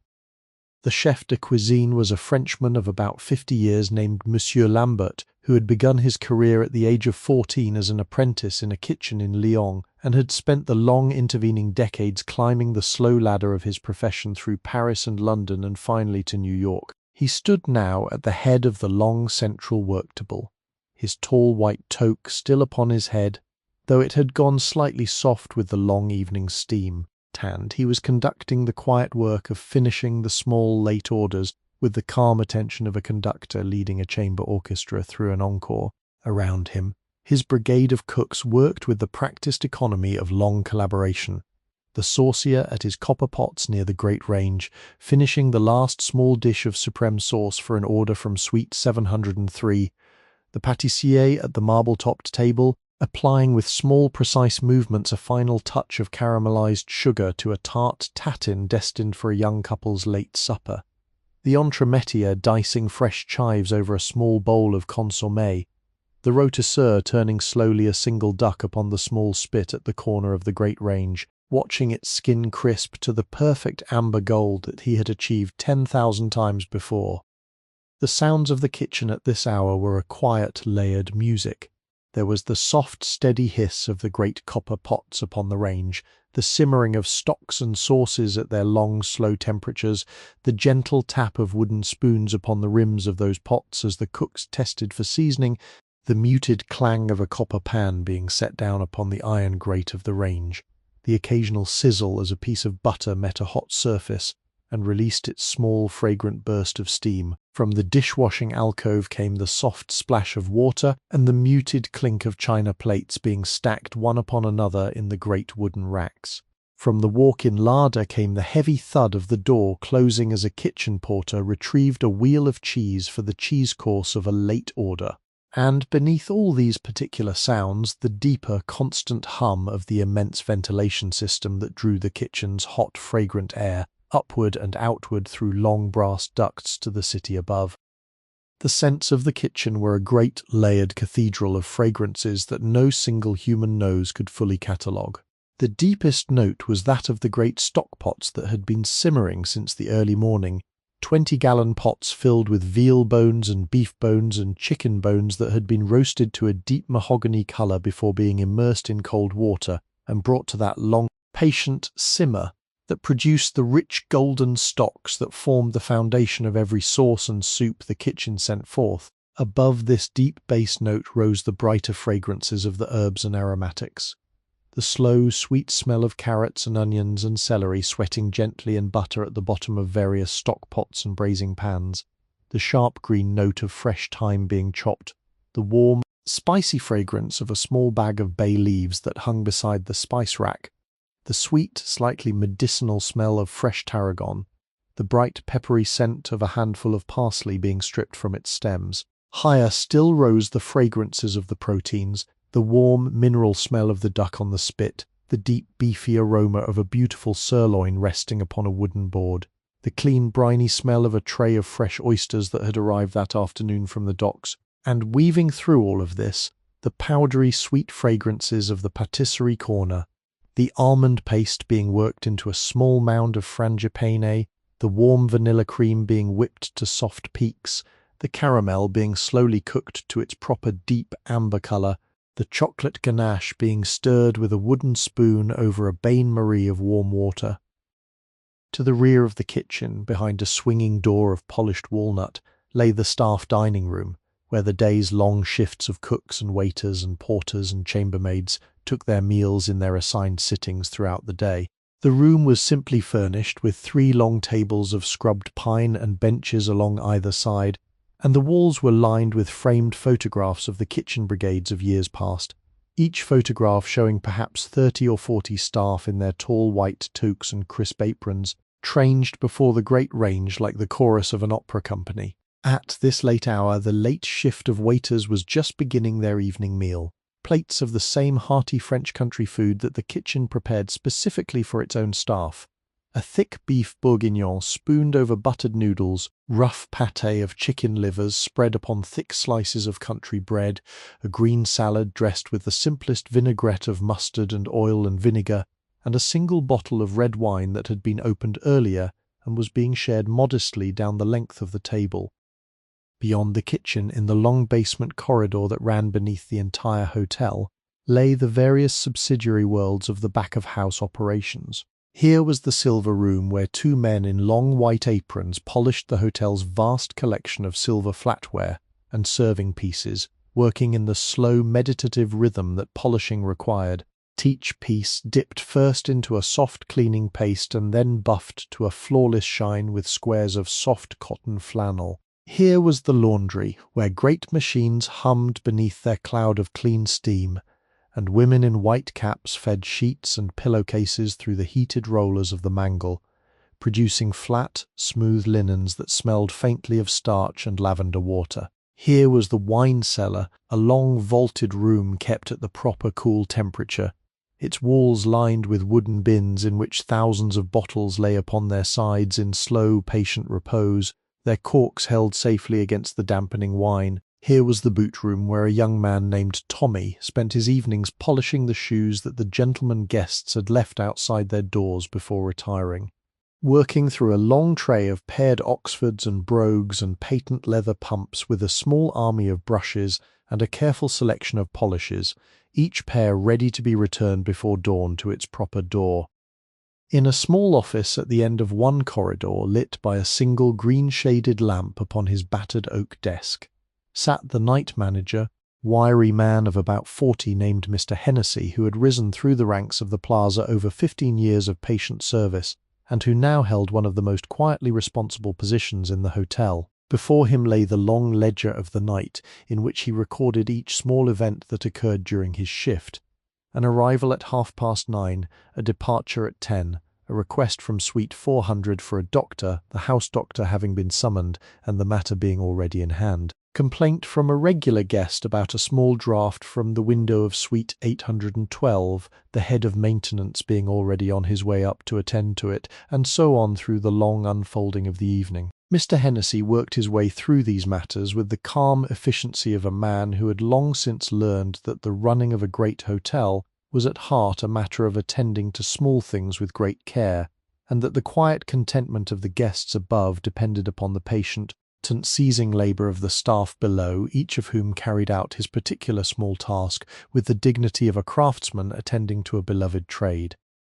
Of all the small, intricate languages spoken at the Plaza Hotel during the long, gracious years of the 1920s, perhaps the most beautiful and certainly the most thoroughly forgotten were the silent, ritualized languages of the doormen and the bellboys, those elegantly uniformed figures who stood at the main entrance and along the carpeted corridors of the hotel, and who communicated with one another and with the guests through a series of small, learned gestures and codes whose origins lay somewhere in the long traditions of the great European hotels of the previous century. To a guest passing through the brass-canopied entrance for the first time, these languages were entirely invisible, perceived only as the smooth, almost magical operation of the hotel's many small services, but to those who paid close attention, and who lingered long enough to watch the patterns repeat themselves over the course of an evening, the languages slowly revealed themselves as a complex and graceful art.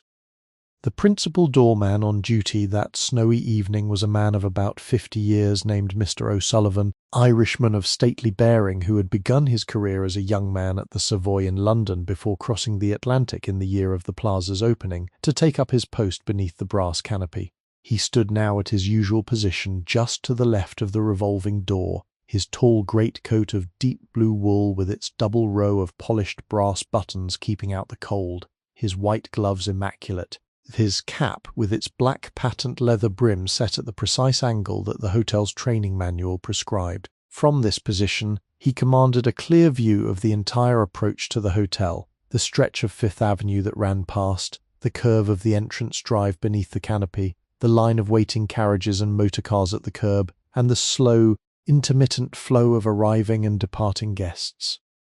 Mr. O'Sullivan's first language was the silent code of the gestures he used to direct the small army of bellboys and porters and carriage attendants who worked the entrance with him. A small lift of his right index finger, raised perhaps 2 inches from the seam of his trousers, was the signal that called the senior bellboy to his side. A similar gesture with the left hand summoned the porter. Slight outward tilt of his head toward the curb meant that a carriage was needed, and that the carriage attendant should signal one of the waiting cabs forward. A small inward nod toward the canopy meant that an arriving guest had been recognized as one of the hotel's regulars and would require particular care. Slight outward push of his right hand at hip level meant that the doorbell on the other side of the door should be pressed to alert the lobby that an arrival was imminent. None of these gestures was theatrical, none was visible to the guests at any normal distance, but each was as clearly understood by the staff who served alongside him as if he had spoken the request aloud, and the seamless operation of the entrance depended upon the precise grammar of these silent signals. His second language was the small, ritualized series of phrases by which he greeted the guests themselves, an art he had refined over 30 years of practice into something approaching poetry. To a returning regular guest he would offer a low, dignified murmur, "Good evening, madam, and welcome back to the Plaza," delivered with just enough weight to convey his recognition of her status and just enough softness to suggest that her arrival was a private pleasure rather than a public event. To a new guest, his greeting would be slightly different, slightly more formal. "Good evening, madam, and welcome to the Plaza," the absence of the word back subtly acknowledging her status as a first-time visitor without making any embarrassing comment upon the fact. To a guest he had not seen in many months, he would add a small additional phrase, "It is a pleasure to see you again, sir," and the slight emphasis upon the word "again" would convey to the guest that his absence had been noticed and that his return was therefore an event of small but genuine significance. To these languages of silent gesture and spoken greeting, Mr. O'Sullivan added a third, which was the subtle science of the tip. The tip, in the gracious economy of the great hotel, was not merely a transaction but a delicate communication, and Mr. O'Sullivan had refined his receipt of tips into an art of such gentle invisibility that the giving of money became almost an aesthetic pleasure for the guest. When a gentleman pressed a folded bill into his white-gloved palm at the conclusion of a service, Mr. O'Sullivan's hand would close around it with a movement so small and so smooth that the entire transaction was completed in less than a second and was visible to no one, not even sometimes to the very gentleman who had given it. The thanks that followed would be delivered in the same low, dignified murmur as the greeting, the precise tone calibrated to the size of the gift in such a manner that the gentleman would understand without being told in any explicit way whether his generosity had been precisely appropriate, slightly insufficient, or unusually handsome. None of this was learned from any manual. All of it had been absorbed slowly over decades through the watching of older doormen and the careful refinement of one's own practice. And Mr. O'Sullivan was now considered by his peers to be one of the great living masters of this small but exquisite art.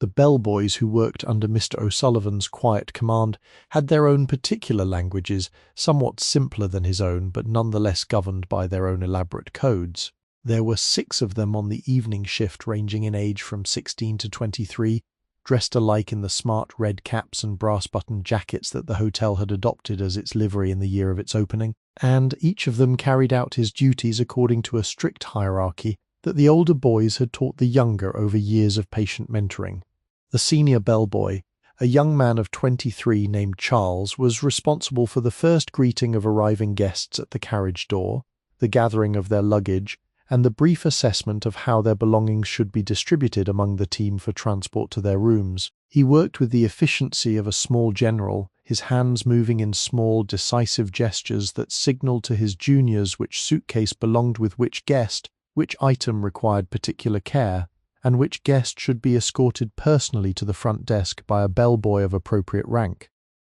The bellboy's silent language, like Mr. O'Sullivan's own, was conducted through small gestures of the hand and head. A slight nod from Charles in the direction of a particular suitcase meant that one of the junior boys was to take it up.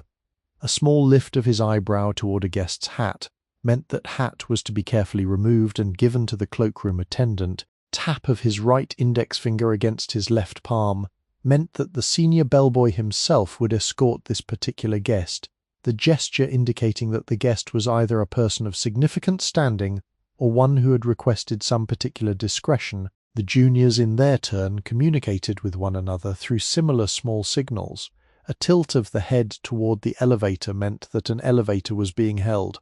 A small spreading of the fingers indicated that the guest would require help with multiple bags. Slight cupping of the hand at the level of the chest indicated that the guest had given a particularly generous tip, and that the senior bellboy should be informed in due course so that the news might be appropriately distributed throughout the team in accordance with the hotel's strict code of tip sharing. These languages, these small intricate codes, would in time fade from the practice of hotels as the century wore on, replaced by the more direct methods of a faster age, and the great quiet artistry of Mr. O'Sullivan and his colleagues would pass slowly out of the world, surviving only in the memories of the few remaining guests who had known and loved the old ways. But on this particular snowy evening in 1925, beneath the warm yellow glow of the canopy lights, the languages were still being spoken with all their accustomed grace, and the entrance of the plaza was still operating with the smooth, silent, almost magical precision that 30 years of patient practice had brought to its highest perfection.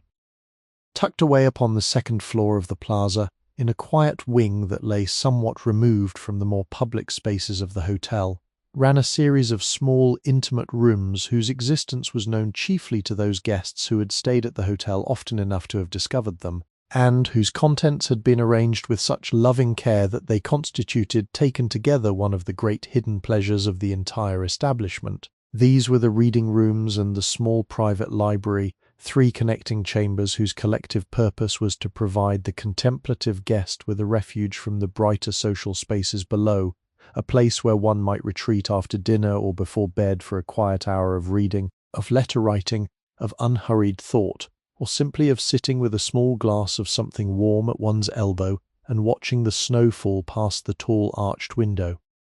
The first of these rooms was the gentleman's reading room, sometimes called the smoking room, although the formal smoking parlour lay elsewhere in the hotel, and this particular room was understood to be for quieter pursuits. The room was panelled in dark walnut from floor to ceiling. The walls hung at intervals with small framed engravings depicting scenes from English country life, a fox hunt galloping across a frosted field, a country gentleman on horseback pausing at a crossroads, old stone bridge over a peaceful river, a thatched inn beneath a great oak tree. The ceiling above had been finished in a deep cream plaster, ornamented with small geometric patterns picked out in pale gold, and from its centre hung a single chandelier of polished brass set with frosted glass globes, its light kept deliberately low to accommodate the soft pleasure of reading. The floor of the gentleman's reading room was covered with a great Persian rug, whose deep wine-red field was patterned with intricate medallions of dark blue and old gold. The pile, slightly worn in particular spots where the favourite chairs of the regular guests had stood for many years,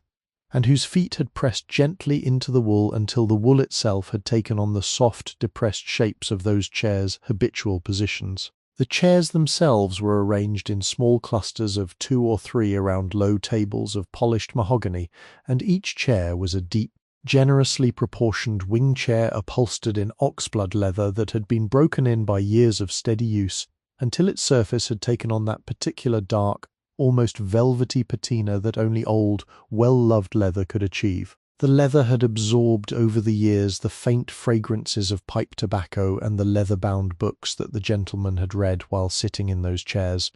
and the very fabric of the chairs now exhaled, when one settled into them, a soft, complex perfume of long, quiet pleasures. Each cluster of chairs was furnished with a small reading lamp of polished brass with a green glass shade, the kind known as a banker's lamp, and the soft green-tinted light that fell from these lamps onto the open pages of the books and upon the cream-coloured writing paper of the side tables created an atmosphere of such concentrated, peaceful introspection that one could almost feel one's mind settling slowly into the focused, unhurried rhythm that good reading required. Beside each reading lamp stood a small carved wood box of cigars upon a silver tray, with a small clipper and a brass match holder containing long wooden matches with white painted heads. Although the cigars went largely untouched in the late evening hours when most of the gentlemen had moved on either to dinner or to the more sociable rooms downstairs. Long mahogany side table ran along one wall of the reading room, and upon this table the staff laid out each evening the day's selection of newspapers and periodicals. The papers were arranged in a neat row according to a sequence that the head reading room attendant had refined over many years, the New York Times first, then the Herald Tribune, then the Wall Street Journal, then the more elegant evening papers, then the international press, with the Times of London and Le Figaro of Paris, both of which arrived a day or two late, but which were considered indispensable for the more cosmopolitan guests. Beyond the newspapers lay a stack of the leading magazines, the New Yorker, then in its first heady year of publication, Vanity Fair, Harper's Monthly, The Atlantic, Town and Country, and a small selection of literary quarterlies that were favoured by the more bookish guests. Each paper had been carefully ironed by a member of the housekeeping staff that morning, a small ritual that smoothed out the wrinkles of transport and gave the pages a crisp, almost luxurious feel between the fingers of the reader. At the far end of the gentleman's reading room, a tall pair of mahogany doors with small panes of frosted glass led through into the second of the connecting chambers, which was the ladies' reading parlour. The transition between the two rooms was a small architectural pleasure, a slow shift in atmosphere from the deeper, more cigar-tinged warmth of the gentleman's room to the lighter, more airy elegance of the ladies' parlour. Here the walls had been finished in a delicate pale yellow silk hand, painted with small clusters of wisteria blossoms, and the ceiling rose to a slightly greater height than in the previous room, its surface decorated with delicate plasterwork in shapes of small ribbons and bows. The chandelier in this room was of cut crystal rather than brass, its many pendants catching the lamplight and throwing it about the room in tiny dancing rainbows.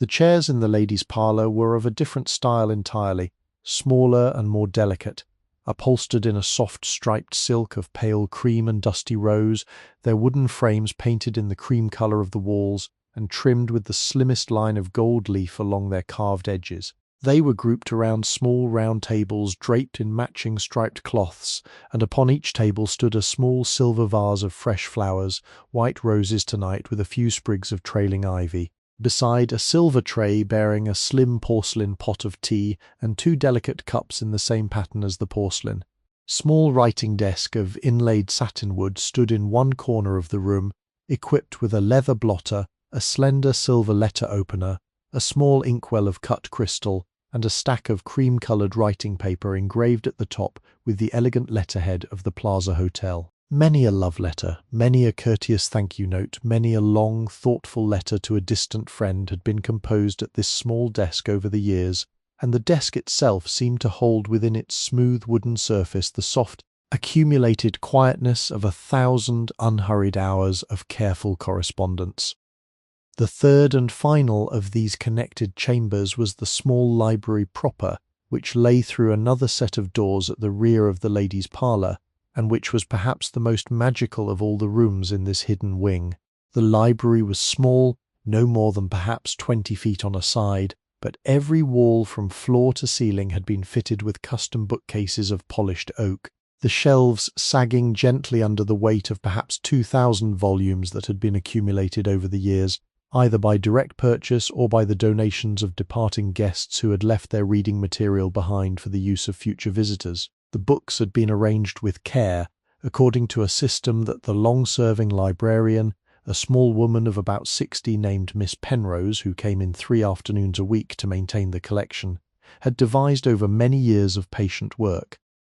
On the right-hand wall, occupying the most prominent position, were the great works of English and American literature, bound for the most part in matching cloth bindings of deep red and dark green and rich blue, the gilt lettering of their spines catching the light from the small reading lamps. Here were the novels of Dickens in a complete 20-volume set of cloth-bound editions, the works of Jane Austen and the Brontes in matching dark green, the long shelves of Henry James, the slim volumes of Edith Wharton, the recent novels of Mr. Sinclair Lewis and Mr. F. Scott Fitzgerald. On the far wall lay the great works of European literature in translation, the deep blue cloth-bound editions of Tolstoy and Dostoevsky, the cream-coloured bindings of the French masters Flaubert and Balzac and Maupassant, the small handsome editions of Goethe and Schiller, recently translated works of the great Russians and Scandinavians.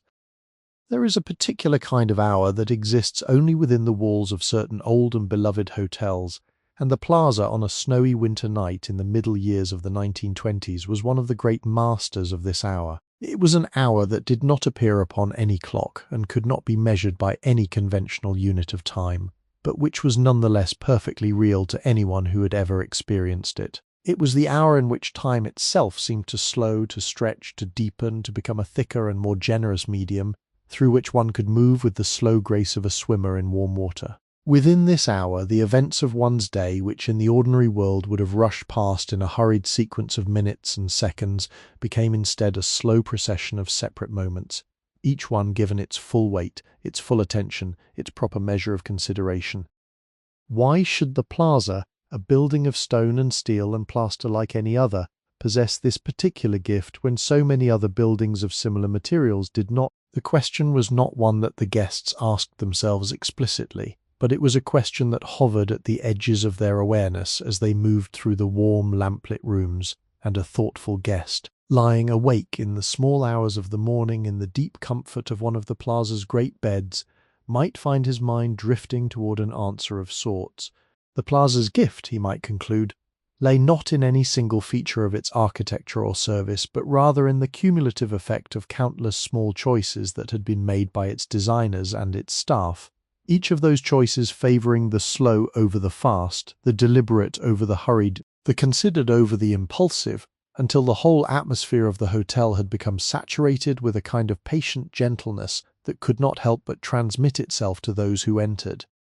Beyond the materials, the rituals of the hotel were also designed to slow the passage of time. The slow ceremony of the afternoon tea, with its tiered silver stand of small cakes and sandwiches that had to be eaten in their proper sequence, was a ritual that could not be rushed. It required, by its very nature, the better part of an hour, and it would not yield its full pleasure to anyone who attempted to compress it. The dinner service in the Oak Room, with its 7 slow courses spread across 2.5 hours, was similarly a ritual of patient duration. One did not order a dinner in such a room and expect to be done with it in 40 minutes. Then the very impossibility of such hurry was part of the room's quiet generosity. The dressing for dinner, the slow descent through the carpeted corridors, the unhurried greeting of acquaintances in the lobby, the lingering over a final brandy in one of the reading rooms, all of these were rituals whose duration was measured not in efficient minutes, but in the satisfying ripeness of a moment fully experienced. Particular thoughtfulness crept into the mind of one who had spent several days within these walls, a thoughtfulness about the larger question of what time itself was for, and what one's own life was meant to do with the great quantity of it that had been allotted to one in the world beyond the Plaza, in the bustling city of New York in the year of 1925. The prevailing answer to this question was clear and unambiguous. Time was for the production of more time meaning more money meaning more of whatever it was that one had decided one wanted. This was a respectable answer, and the city outside the Plaza's walls was busily, even feverishly, putting it into practice in the great offices of Wall Street and the rising skyscrapers of Madison Avenue. But within the walls of the Plaza, a quieter and older answer to the question was being patiently demonstrated, an answer that suggested that time was for the slow tasting of one's existence, for the savouring of small pleasures in their due season, for the cultivation of friendship and the appreciation of beauty and the long, unhurried contemplation of one's own thoughts. This older answer had its origins perhaps in the European traditions from which so many of the plaza's customs and styles had been borrowed: the long French dinner, the English country house weekend, the Viennese coffee house afternoon, the Italian passeggiata at the close of the day. Each of these traditions, time was understood to be a substance that could not be hoarded or accumulated, only spent, and that was best spent in the slow performance of small graces. The plaza, in its quiet daily operations, was a kind of distilled essence of all of these traditions, a place where one could practice for a few days or a few weeks the older art of slow living, and where one could feel, upon eventually departing, though one had been gently restored to a more humane proportion of being. The thoughtful guest lying in his bed at 3 o'clock in the morning might find his mind drifting also toward the long history of the building itself, toward the thought that this very same darkness, this very same quietness, had wrapped itself around the hotel on every winter night since its opening in October of 1907. He might think of all the others who had lain in beds in this building over the years, looking up at similar shadowed ceilings and listening to similar muffled silences, and he might feel a small, almost familial connection to those long-vanished sleepers, knowing that he was for one night the latest member of a long, quiet community of those who had been held within these walls for a brief portion of their lives before going on into whatever destinations awaited them. Some of those previous sleepers had been famous, and their names were now inscribed in the public histories of the era. Most of them had been ordinary men and women whose names had not survived their own generations, but each of them had had a heart that beat, a mind that thought, body that rested upon a pillow and gazed up at a ceiling not entirely unlike the one that this present sleeper now contemplated, and that gentle continuity stretching backward through the decades and reaching forward through the decades yet to come was a kind of comfort that no clock could measure. It might further occur to the thoughtful guest that the plaza, in addition to slowing time, also seemed in some quiet way to soften the distinctions among the various sorts of time that ordinarily divided one's life. Within the hotel, the past felt closer than it usually did, present in the heavy oak panelling and the thick velvet curtains and the worn patches of the Persian carpets, all of which spoke of years and decades and the slow accumulation of use. The future felt farther away than it usually did, postponed by the deep absorbent walls and the unhurried rhythms and the patient candlelight, none of which seemed to be in any particular hurry to arrive at any particular hour to come, and the present itself felt enlarged, thicker, more spacious, as though one were occupying not a single thin moment but a generous chamber of present time, large enough to accommodate one's slow breathing and the slow movement of one's own thoughts, and the slow ticking of the small ormolu clock upon the mantel. The same mind that wandered through these contemplations in the small hours of the morning would, by ordinary daylight, have dismissed them as the kind of soft philosophy that good wine and warm rooms encouraged, but in the deep quietness of the night, with the snow still falling beyond the curtained window and the radiator hissing its slow patient warmth, the contemplations took on a particular weight and a particular truth. There was a wisdom, the thoughtful guest might conclude, in places like the plaza, a wisdom that had nothing to do with the pursuit of fortune or the chase of fashion, but everything to do with the slow, careful preservation of those small graces of living that distinguished a life merely lived from a life genuinely savoured. And the world beyond the walls, with all its hurry and its bustle, would always be there to receive him again in the morning, waiting with its meetings and its trains and its newspapers full of urgent stories that would in fact become, within a year, no longer urgent, and within a decade no longer remembered. But for tonight, for this one quiet, snowy night, he had been given the rare and generous gift of an older and slower kind of time, and as he slowly closed his eyes, allowed himself a small private smile of gratitude before falling at last into the deep restorative sleep that the hotel had been quietly preparing for him all evening. Among the countless small pleasures of staying at the Plaza Hotel during the 1920s, one of the most quietly persistent was the matter of one's own reflection, encountered again and again throughout the long unfolding of an evening. The various polished surfaces that lined the walls and corridors of the building, There were, of course, the many tall mirrors that the decorators had hung at deliberate intervals throughout the public rooms, mirrors framed in carved gilt and antique walnut and mother-of-pearl inlay, and these mirrors performed their proper function of multiplying the chandeliers and the flowers and the elegantly dressed figures that moved through the rooms. But beyond the formal mirrors, the entire fabric of the hotel was alive with countless smaller reflective surfaces, polished brass doorknobs, the curved bodies of silver teapots, the dark gleaming tops of the mahogany side tables, the quiet sheen of the marble floors, and each of these surfaces returned to one throughout the day, a series of small fragmentary glimpses of one's own person, glimpses that together composed a curious and continuous self-portrait of the guest as she moved through the hours.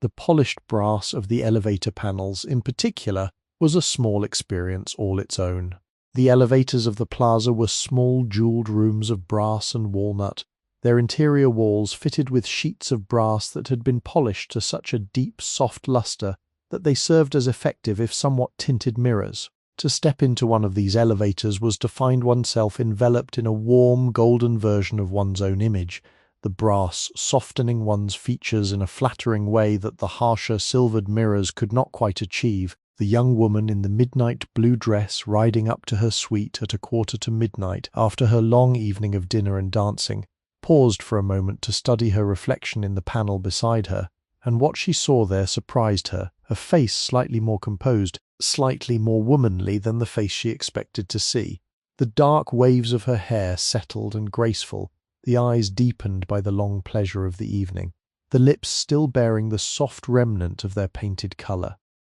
She held her gaze upon her brass reflection for a longer moment than she had intended, and there occurred to her one of those small, important thoughts that occasionally arrived on the edge of consciousness during long, contented evenings. She thought that the image of herself that she carried in her own mind, the image she consulted whenever she needed to know who she was somehow lagging behind the actual person she had become. The girl in her mind was perhaps 18, and was somewhat awkward, somewhat uncertain, and inclined to worry about how she appeared to others. The young woman in the brass panel was 23, and she had carried herself through a long evening of complicated social rituals with a grace she had not entirely realized she possessed. The brass reflection was telling her something about herself that her own internal mirror had not yet caught up to, and the discrepancy was both flattering and slightly disorienting, though the hotel itself were quietly informing her of news about her own person that she ought already to have known.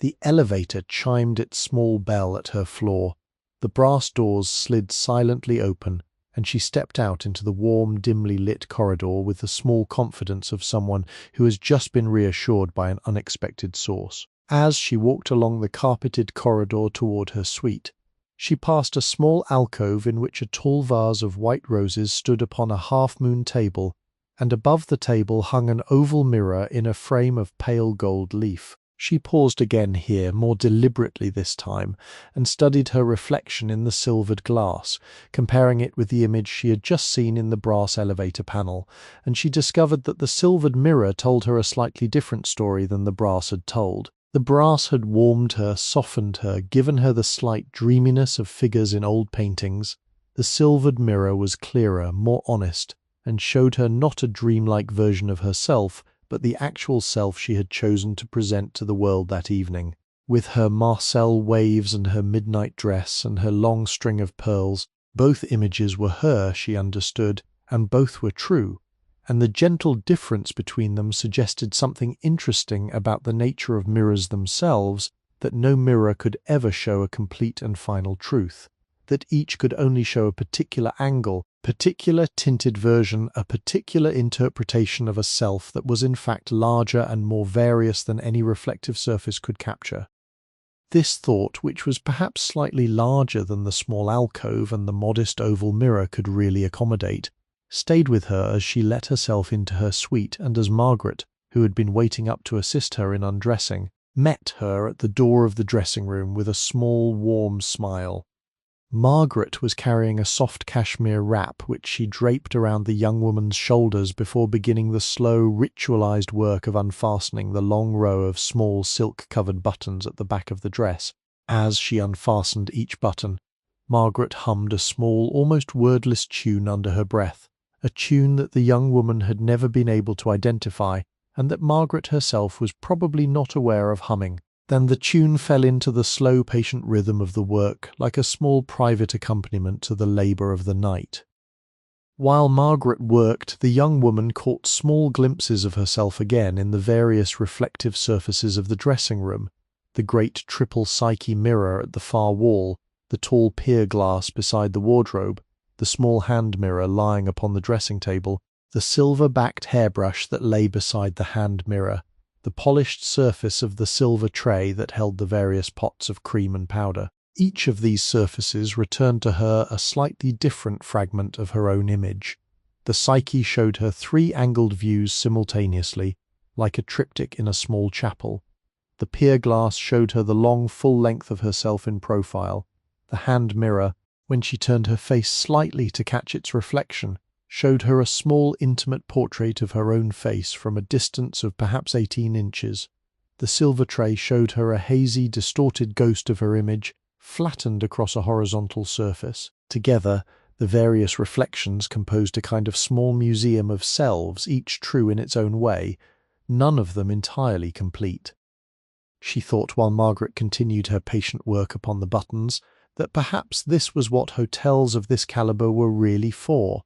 The world outside the hotel offered very few mirrors, and those it offered were generally hurried glimpses caught in passing, the reflection in a shop window as one walked past, the small mirror in the powder compact during a brief pause in a crowded restaurant, the dim image in the polished elevator door of a friend's apartment building. One did not have time in the world outside the hotel to actually see oneself, to study oneself, to consider one's own appearance with the long, patient attention that the act of self-knowledge required. But the plaza, with its abundant reflective surfaces, with its slow rhythms and its long, unhurried hours,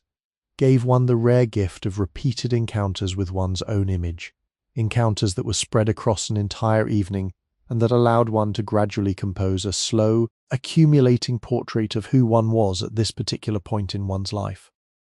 It was not, the young woman reflected, that one came to a hotel like the Plaza in order to look at oneself. That would have been a rather frivolous reason to spend so much money on accommodation. One came rather for the long restorative pleasure of the place itself, for the food and the music and the company and the quiet beauty of the rooms. But the slow accumulating self-portrait was a kind of unintended bonus that the hotel quietly provided, along with the more obvious pleasures, a quiet gift that lay inside all the other gifts, like the small handwritten note that one sometimes found tucked at the bottom of a beautifully wrapped present. By the time one had spent 3 or 4 evenings in the Plaza, one had quietly become a little more familiar with one's own person, a little more settled into the actual self that one had been gradually becoming. And that subtle familiarity was a thing that one carried with one when one eventually departed, quietly enriching all of the days that lay ahead.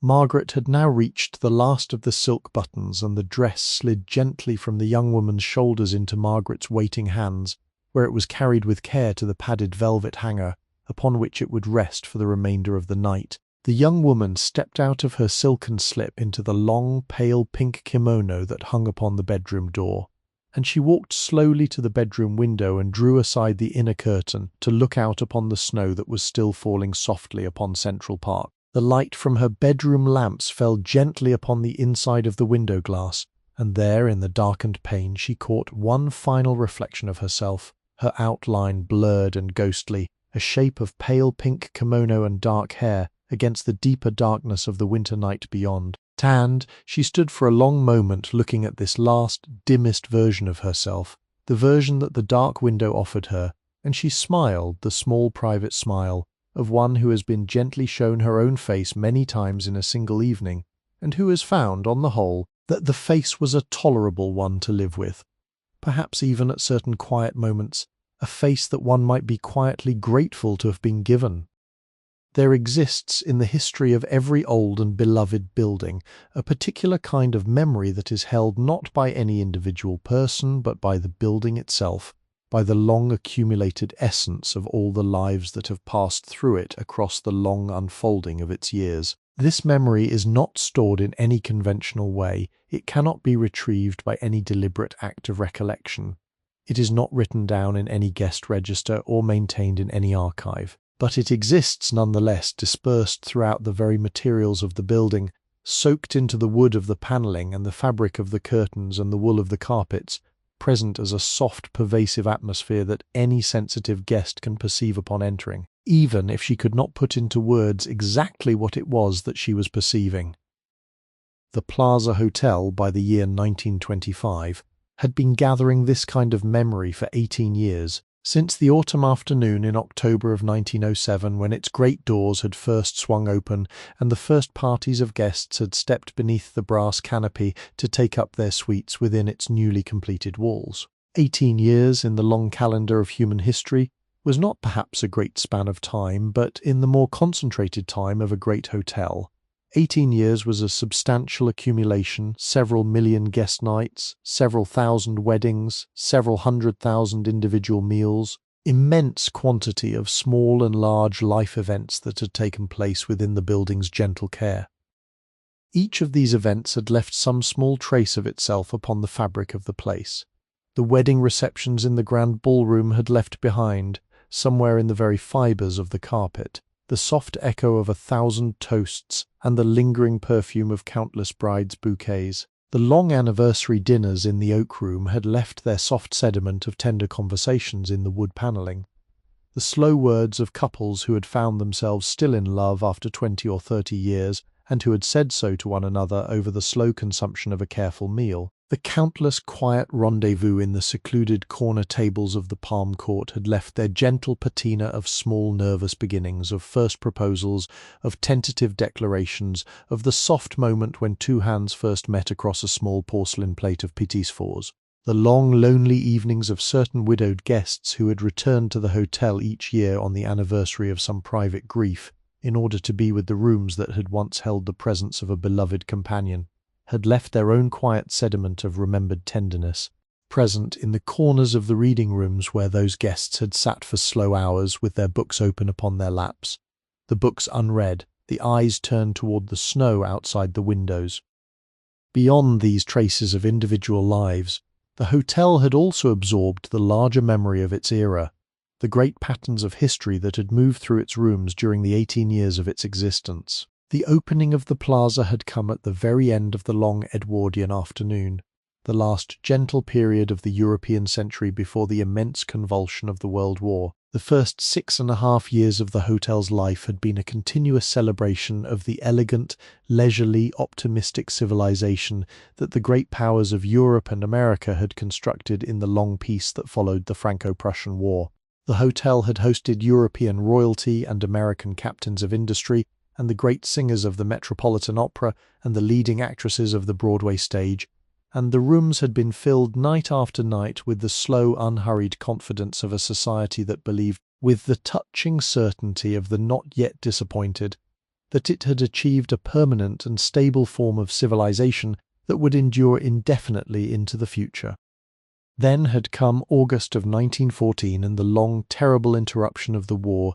during which the plaza had remained open but had operated under the muted, anxious atmosphere that had settled upon the entire city when the conflict in Europe had become inescapable. Even after the United States had remained outside the conflict for the first 3 years, the long shadow of the war had drifted across the Atlantic, dimming the chandeliers of the great hotel, hushing the orchestras, lending a slightly brittle quality to the laughter that rose from the dinner tables of the oak room. When the United States itself had entered the war in April of 1917, several of the hotel's young waiters and bellboys had departed to enlist, and their absences had been felt in the small disruptions of the well-rehearsed services that the hotel provided. The dining rooms had reduced their menus in accordance with the wartime measures of food conservation, and a small placard at the front desk had explained to guests that certain dishes would not be available on certain days of the week, and the laughter in the ballroom had taken on, for those 19 long months, a slightly different and more complicated tone, as though the guests were determined to be cheerful but knew that their cheerfulness was a small private rebellion against a larger sorrow. Then had come the November day in 1918 when the armistice had been signed, and the city had erupted in joyous celebration. Then the plaza had opened its doors that night to a vast and impromptu party that had spilled from the grand ballroom into the lobby, and from the lobby out into the snow-dusted streets of Fifth Avenue, where strangers had embraced strangers and the bells of every church in Midtown had rung continuously for an hour. That night had marked the beginning of the new era that everyone now spoke of as the Roaring Twenties, the long bright period of recovery and reckless hope, and the pursuit of pleasure that had swept across the entire Western world in the wake of the long, terrible war. The Plaza, in these new years, had reinvented itself for the new age. The orchestras now played the syncopated rhythms of the new jazz alongside the older waltzes. The dining rooms now served the cocktails that had become fashionable since the strange experiment of national prohibition had begun in 1920, although the cocktails were not officially served upon the premises, be some discreet arrangement that the management understood and the guests did not discuss. The women in the ballrooms now wore the dropped-waist dresses and the bobbed hair of the new fashion rather than the corseted gowns of the pre-war years. The Plaza adapted with the gentle grace that had always distinguished it, allowing the new age to flow through its rooms while preserving, somehow, the older, slower core of its character, so that a guest could come to the hotel and feel both the excitement of the new decade and the deep, warm reassurance of the older traditions that had not been entirely abandoned. All of these layers of history, the pre-war elegance, the wartime restraint, the post-war recovery, the new post-war gaiety, were now folded together within the long memory of the building, present as a kind of geological strata of accumulated experience that the sensitive guest could feel beneath the surface of the present moment. To stand in the grand ballroom on a snowy evening in 1925 was to stand simultaneously in all of the previous grand ballroom evenings that the hotel had hosted. The first opening night of 1907 with its champagne celebrations, the wedding receptions of countless couples whose photographs now hung in the framed displays of the hotel's archives, the wartime dances at which young officers in their khaki uniforms had partnered young women whose brothers were already overseas, the armistice night party with its tears of joy, the slow recovering parties of the early 20s when the hotel had first begun to find its full new voice. All of this lay beneath the floor of the present ballroom, dispersed into the wood and the plaster and the very air, available to any guest who paused for a moment to feel for it. It was a melancholy thought, perhaps, but melancholy in the best sense, the melancholy that arose from the recognition of how much had been lived within these walls and how little of that life could ever be precisely recovered. The hundreds of thousands of guests who had passed through the plaza in its 18 years had each carried away their own particular memories of the place. But the building's memory of them was at once larger and vaguer, great soft accumulation of human presence that had blended into a single warm atmosphere. No individual guest could be picked out from this atmosphere, no specific evening recovered in its particular detail. What remained was simply the gentle, pervasive sense that an enormous number of warm, complex, joyful, sometimes tender human moments had taken place within these walls, and that the walls themselves had absorbed those moments and were now offering them back as a soft, generous warmth to whoever entered. The thoughtful guest lying once more in her bed in the small hours of the morning might consider that this was perhaps the deepest reason why people loved old hotels. They loved them not for the food or the music or the service, although those were lovely enough. They loved them for the quiet sense of being included in a long human community of all those who had stayed there before, for the gentle reassurance that one's own brief small life was being added, if only by a whisper, to the great accumulated whisper of all those previous lives, and that one's own evening of music and dinner and dancing was joining itself to all the previous evenings of music and dinner and dancing that the building had hosted, then that the hotel would carry one's small ghost forward into the future, mingled with all the other small ghosts of all the other guests, into whatever unimaginable years lay ahead. Beyond the great limestone walls of the plaza, beyond the glow of the chandeliers, and the slow turn of the dancers in the ballroom, and the soft hush of the carpeted corridors, the city of New York continued its own quieter version of the night. The snow that had begun falling in the late afternoon was still falling now,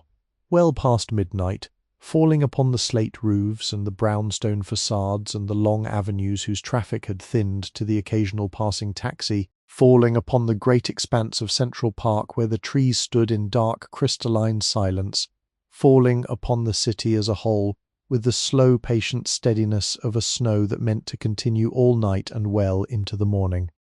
The young woman, having been put to bed by Margaret with the gentle ceremony of a child being tucked in by a beloved nurse, had nonetheless found herself unable to sleep at once, and had risen from her great bed and crossed the bedroom to the tall window that gave out upon the park. She drew aside the heavy curtain of dove-grey velvet, and behind it she drew aside the inner curtain of cream-coloured silk, and she stood now in her long pale pink kimono looking out at the snow-shrouded city that lay below and beyond. Her breath made a small soft cloud upon the cold glass, and after a moment she lifted one hand and gently wiped the cloud away with the cuff of her kimono, restoring her view of the slow-falling snow. The park from her 9th-floor window was a great dark expanse, softened everywhere by the white drift of the snow. The trees stood in their long winter sleep, their bare branches frosted with white, and the meadows between them were uniformly pale beneath their thick blanket of fresh snowfall. The paths that wound through the park had been obscured by the snow, but their general courses could still be traced by the slight depressions where the asphalt lay beneath. Tanned at intervals, the small pools of golden light cast by the park's lamps marked the locations of those paths like a faint constellation hung low upon the ground. Beyond the park, on the far side, the great line of apartment buildings along Central Park West stood tall and dim, only a few of their windows still glowing at this late hour, the others having gone dark as their inhabitants had retired to bed. The avenue immediately below her, Fifth Avenue itself, was nearly empty. The traffic of the early evening had long since dwindled, and only the occasional taxi passed slowly along the snow-covered street, its yellow paint glowing dimly in the lamplight, tires leaving a single dark track in the white surface of the road that the steadily falling snow would soften and obscure within a quarter of an hour. The sidewalks were empty of pedestrians at this hour, and the great expanse of Fifth Avenue stretched away both north and south in long, white, unbroken silence, the street lamps casting their pools of yellow light at regular intervals along the sidewalk like a string of softly glowing pearls laid down upon a length of white silk. In the middle distance, almost directly across from the hotel, the Pulitzer Fountain stood patient and snow-covered in its small plaza, the bronze figure of Pomona on her high pedestal wearing a cap of white snow that had built up across her shoulders, and her basket of fruit. The fountain's basins had been drained for the winter, but a deep cushion of fresh snow had filled them to the rim, and the entire monument now resembled a small bronze mountain rising out of a white winter landscape rather than the cheerful summer fountain that the warmer months would once again reveal. Beyond the fountain, on the far side of the small plaza, a single carriage stood at the curb with its horse standing patiently in the falling snow, the breath of the horse rising in soft white clouds, the driver invisible beneath the snow-frosted blanket that he had pulled over his head and shoulders. He was waiting, no doubt, for some final passenger from one of the hotels along the avenue, or perhaps from an after-hours social gathering at one of the great houses on the side streets, and the patience of his vigil and of the horses was a small testimony to the older, quieter rhythms of the city, the rhythms that the new motor cars had begun to displace, but had not yet entirely banished.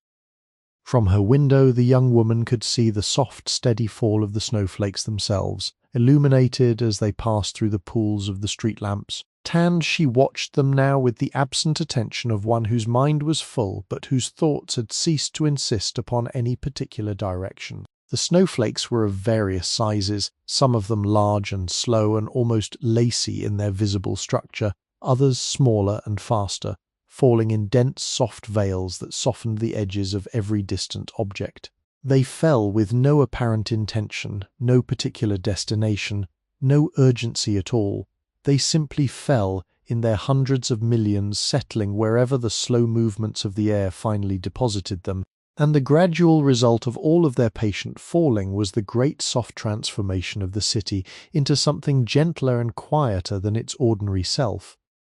She thought, watching them, that perhaps this was what the city most needed in order to become beautiful, Not the bright lights and the bustle and the great achievements that were ordinarily celebrated, but the slow, generous, quieting touch of the snow, which made of every harsh angle a soft curve, of every loud noise a muffled hush, of every hurry a gentle pause. The city beneath her, in its snow-quieted state, was almost unrecognizable as the city she had walked through the previous afternoon, and yet it was the same city, only softened, only gentled, only given its rare and beautiful winter alternative form. There was, she thought, a lesson in this, although she was not entirely sure what the lesson was,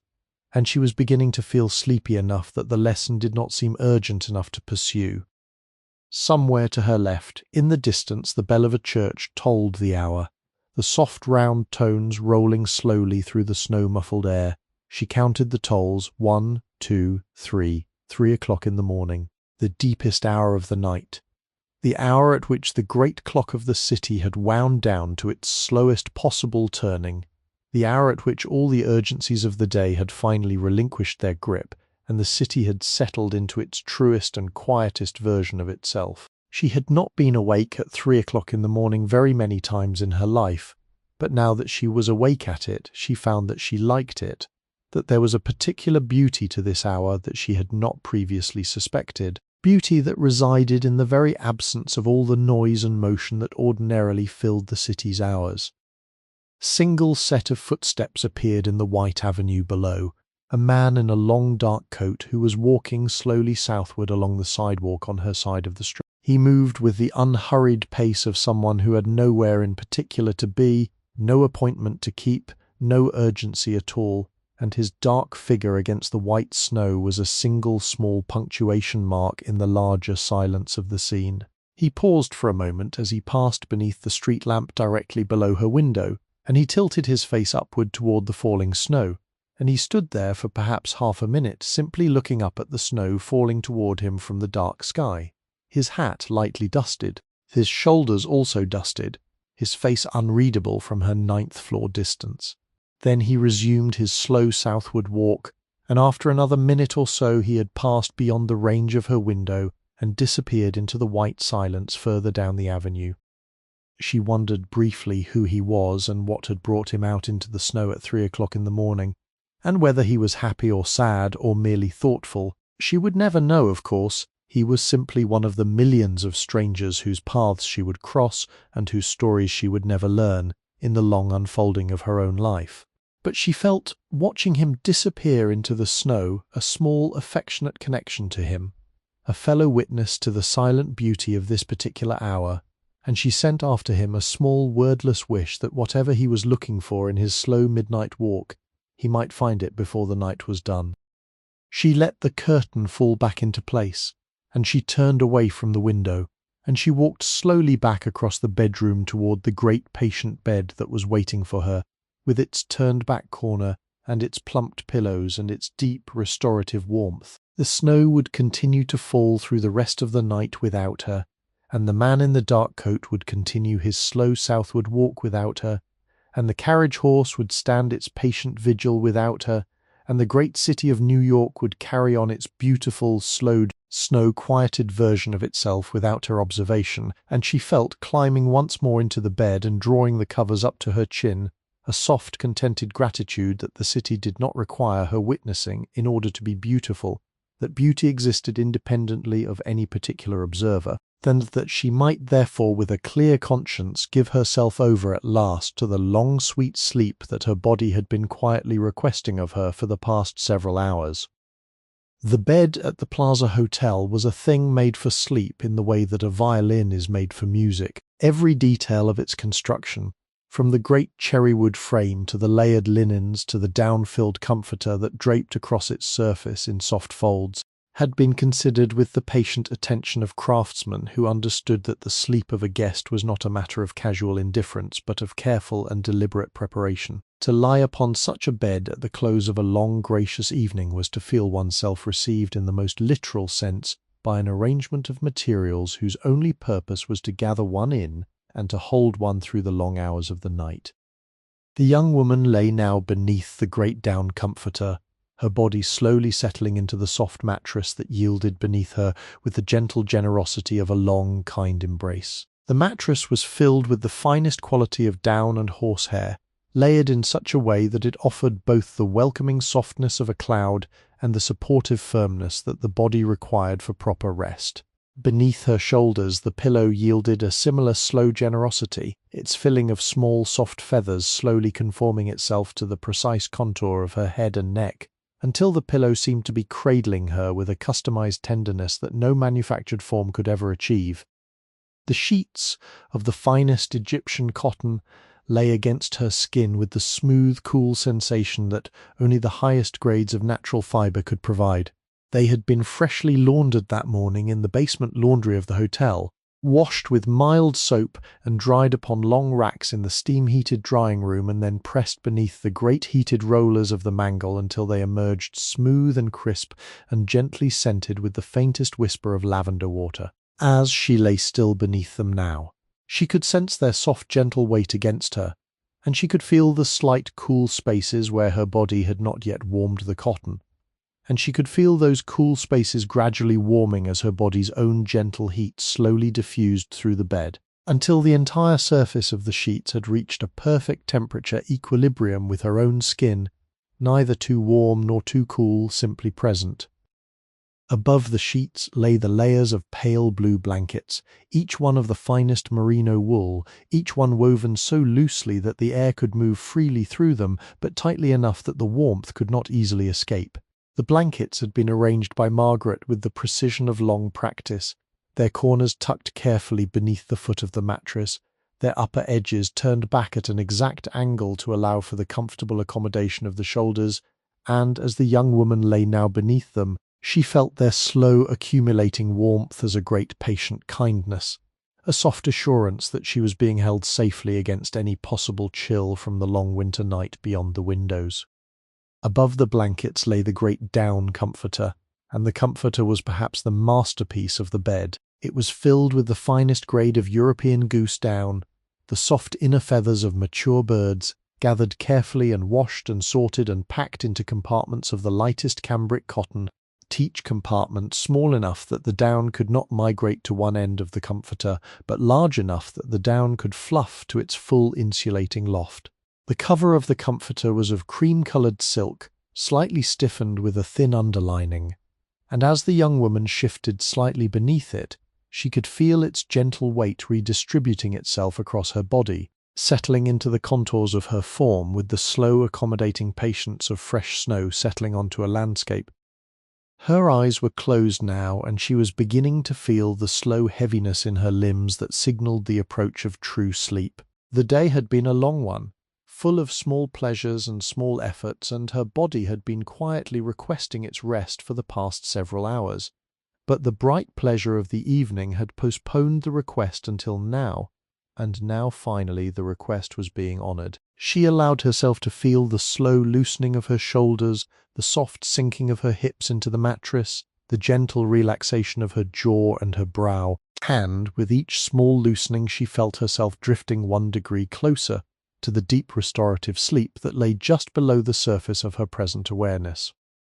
The room around her was very quiet. The fire in the marble fireplace had burned down to a soft bed of glowing embers, the small fragrant smoke of the apple wood drifting slowly up the chimney, the tiny crackling of the embers as gentle and rhythmic as a heartbeat. Beyond the closed doors of the bedroom, the suite was dim and silent. The lamps in the sitting room turned down to their lowest setting, the curtains drawn against the cold of the windows. The entire small kingdom settled into its long nocturnal hush. Beyond the suite, the corridor of the 9th floor was equally quiet, the wall sconces dimmed to their nighttime intensity, the carpet absorbing any small sounds of late footsteps. Beyond the corridor, the entire hotel had reached its deepest hour of repose, the great public rooms emptied and dimmed, the kitchen finally still, the laundry quiet, the boiler in the basement humming its slow, steady note that maintained the warmth of the building through the long, dark hours. The young woman, half awake and half asleep now, allowed her mind to drift slowly through the day that had been, recalling small fragments of it without any particular sequence or purpose. She remembered the slow turn of the snowflakes past her window in the late afternoon, and the gentle warmth of the bath she had taken before dressing, and the soft brush strokes that Margaret had used on her hair, and the moment when she had first stepped into the warm, fragrant air of the oak room and seen the candlelit tables stretching away toward the leaded windows. She remembered the taste of the consommé, which had been clear and golden and perfumed with a faint whisper of sherry. She remembered the slow turn of the dancers in the grand ballroom, and the way the candlelight had caught upon the pearls at her own throat, and the soft strains of the Lehar waltz drifting up from the orchestra below the balcony. She remembered her own face in the brass panel of the elevator, slightly more composed than she had expected, slightly more womanly, slightly more her own. These memories did not arrive in any particular order, and they did not resolve themselves into any particular pattern. They simply rose and fell within her drifting mind like the slow waves of a calm sea, each one cresting briefly into clarity before subsiding back into the gentle blur of half-sleeping consciousness. And as each memory subsided, it left behind a small, soft residue of contentment, a quiet glow of having been alive for one more long, unhurried evening, of having moved through the day's small sequence of beauties without missing any of them, of having been gently held by the long patient kindness of the hotel and its many attentive staff. She thought very briefly and very dimly of the thousands of other guests who had lain in this same bed in this same room over the years, drifting towards sleep in the same slow way, and she thought of the thousands more who would lie here in the years to come, after her own life had been folded away into whatever future lay ahead. The thought was not melancholy now. It was warm and inclusive, a soft sense of being part of a long, quiet community of sleepers, each of them taking a turn at being held by the hotel for 1 or 2 or 7 nights, each of them carrying away into their own life some small portion of the rest that the hotel had given them, each of them leaving behind some small portion of their own contentment to be folded into the long memory of the building. The fire in the hearth gave a small soft pop as one of the embers settled, and the sound was tiny and intimate, like a single final word spoken at the close of a long, peaceful conversation. Beyond the curtained windows the snow continued its endless soft fall,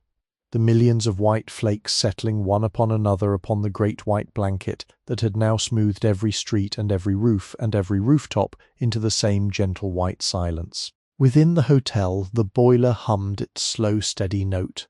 The carpets absorbed any last small footsteps, the great clock in the lobby ticked its measured patient ticks, and the building settled itself more deeply into the long dark hours that lay between midnight and dawn.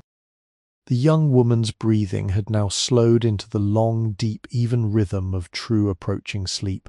Her hands lay loosely upon the cream-coloured silk of the comforter, her fingers slightly curled. Her face, in the dim glow of the dying embers, had taken on the soft, smoothed quality that came over faces in the moments before sleep.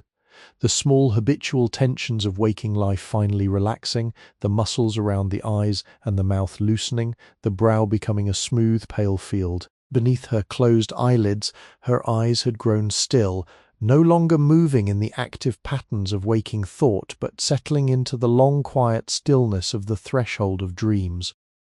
And so she slept, and the great hotel slept around her, and the great city slept around the hotel, and the snow continued its slow patient falling over all of them, the long unhurried snow of a winter night in 1925, falling upon Fifth Avenue and upon Central Park, and upon the slate roofs of the brownstones, and upon the bronze figure of Pomona standing patient on her pedestal above the snow-cushioned basins of the silent fountain, falling and falling with a steadiness that seemed to suggest that it had been falling forever, and would continue to fall forever, that the snow itself was a kind of soft, eternal blessing being laid down upon the city and upon all the sleeping souls within it.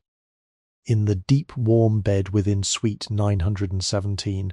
the young woman had passed now into the deepest stage of sleep, that long, quiet plateau of the night where the body undertakes its slow restorative work and the mind rests in a kind of dreamless dreaming that no waking memory can ever fully recover. Her breathing had grown so slow, so deep, so even, that an observer might have had to watch for several seconds before being entirely sure that she was breathing at all, the slight rise and fall of the cream-coloured comforter occurring with the patient regularity of a small tide upon a long, calm shore. Her face was utterly peaceful, smoothed of any expression, and her dark hair had loosened against the pillow in soft waves that the night had relaxed from the careful marcel of the evening into a more natural, gentler scattering against the white linen of the pillowcase.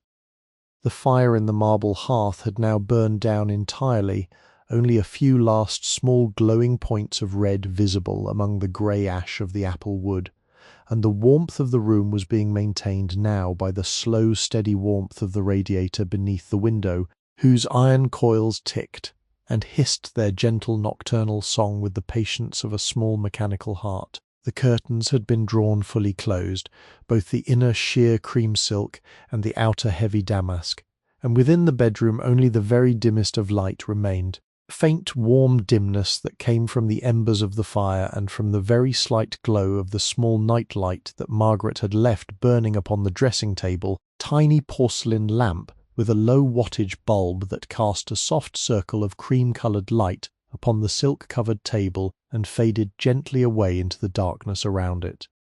Throughout the long corridors of the 9th floor, the wall sconces had been dimmed to their nighttime intensity, casting only the softest amber glow upon the burgundy wallpaper and the deep wine carpet and the cream-painted doors of the guest rooms. The corridor was utterly silent at this hour, the night porter at his small station near the corner sitting now in the slow, contented half-sleep of a man whose long shift was slowly winding down toward dawn,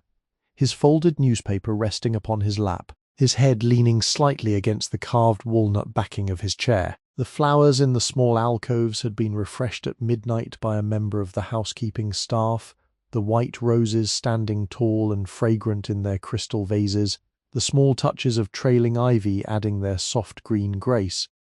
In the great public rooms below, the long evening had finally concluded. The grand ballroom, only an hour earlier so bright with chandeliers and music and dancing, was now empty and dim, the great chandeliers extinguished, the candles upon the small tables blown out and replaced for the morning, the parquet floor swept clean of any small debris from the long evening, the chairs returned to their proper positions, the silver buckets that had held the champagne polished and put away. The orchestra had departed, the musicians having packed their instruments into their cases and dispersed to their homes or to the modest hotels nearby where the out-of-town members lodged. The oak room, similarly, had been closed for the night, its candles extinguished, its tables cleared and reset for the morning service, its tall leaded windows reflecting only the dim glow of the few wall sconces that had been left burning at low intensity through the night. The palm court, that great glass-ceilinged room that had been so full of light and tea and conversation in the late afternoon, was now a vast quiet space of shadow and faint moonlight. The skylight overhead admitted the dim blue glow of the snowy city sky above, and the falling snow could be seen through the leaded panes drifting downward against the dark roof. The marble fountain at the centre of the room had been turned off for the night, its water no longer falling from the upper bowl into the lower basin, the small cherubs holding their shallow bowl in the silence of an empty room. The palms in their brass urns stood tall and dark against the dim walls, their fronds making the smallest possible sounds as the heating system's slow circulation of air moved gently through the room. The lobby itself was nearly empty. The great chandeliers had been dimmed to their nighttime intensity, and the warm, honey-coloured light that had earlier filled the room had given way to a soft, almost twilit dimness in which the marble floors and the dark oak panelling and the deep green velvet chairs seemed to recede into a kind of gentle indistinctness. Behind the front desk, only one clerk remained on duty at this hour, a young man named Mr. Foster, who was reading a slim volume of poetry by the soft green light of his lamp, occasionally lifting his head when the great revolving door at the entrance gave its slow, quiet turn to admit a late-arriving guest or to release a member of the night staff going off duty. The string quartet's small platform stood empty, its chairs neatly stacked, its music stands folded and tucked away. The brass clock above the front desk ticked its measured, quiet ticks, and its tall hands moved slowly through the deep hours of the early morning. In the basement, the great kitchen had finally come to rest. The last of the cooks had departed, the pots and pans had been scrubbed and stacked, the surfaces had been wiped down with their soft cotton cloths, the floors had been mopped, the walk-in larders had been locked and sealed for the night. Only the great stock pots upon the back of the range continued their slow patient simmering, the long-cooking veal stocks that would form the foundation of tomorrow's sauces, their gentle bubbling almost inaudible in the vast quiet of the empty kitchen. The pilot lights of the gas burners glowed in their small blue flames, the steady night watch of the kitchen, while the rest of the great room rested in its long nocturnal quiet. The boilers in the deepest basement of the hotel hummed their slow, steady note. The great cast-iron furnaces fed automatically through the night by the careful arrangements of the night engineer, who sat in his small office reading a yellowing newspaper and listening to the various small sounds of the building's mechanical systems with the practiced ear of a man who could distinguish, by the smallest variation in the humming and ticking and hissing, whether everything was functioning as it ought to be. The hotel's many radiators on every floor gave off their slow warmth, the carefully calibrated steam moving through them at the proper pressure, and the temperature within every room remained at that gentle equilibrium that the hotel's engineers had determined to be most conducive to deep sleep. The young woman, sleeping deeply now in her great bed, was unaware of all of these small and large quiet operations that were sustaining her sleep, but she was the gentle beneficiary of every one of them. The boiler hummed for her, the radiators warmed for her, the night porter kept his watch for her, the front desk clerk read his poetry for her, the corridor flowers stood fresh for her, the great snowy city beyond the windows continued its slow patient quieting for her, and 1,000 small and patient acts of care, each one carried out by some unseen and largely unthanked hand, were quietly weaving themselves together into the soft web of conditions that allowed her, for one quiet snowy night in the year 1925, rest with the deep restorative sleep that her body and her spirit had been quietly requesting. And as she slept and the hotel slept and the city slept beneath the falling snow, the long hours of the night turned slowly toward their distant dawn.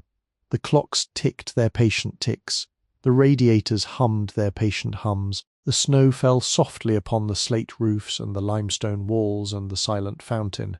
The carriage horses in their stables nearby slept standing in their warm stalls. The pigeons in their roosting places under the eaves slept with their heads tucked beneath their wings. The squirrels in their nests in the high branches of the park trees slept curled into small warm balls. The whole great city, with all of its millions of souls, slept in its long, snow-cushioned quietness. And beyond the city the great country slept, and beyond the country the great continent slept, and beyond the continent the great wide world slept, in its long, unhurried winter night, beneath the slow patient stars that turned, as they had always turned in their long ancient courses, through the deep dark sky.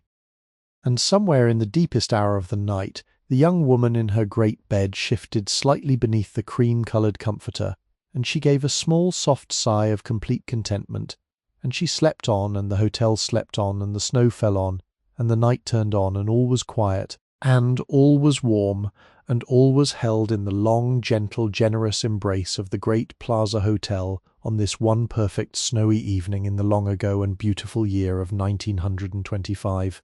Sleep, now. Sleep on. Sleep on. Sleep on. Welcome to Sleepy History with Henry. Here, we harness AI to breathe new life into authentic historical records, creating an immersive auditory experience. This entire production is AI-assisted, crafted solely for relaxation and sleep support. TAND is not a substitute for professional medical advice. Please do not listen while driving or operating machinery. Now, let Henry and AI guide you on a peaceful journey through the past.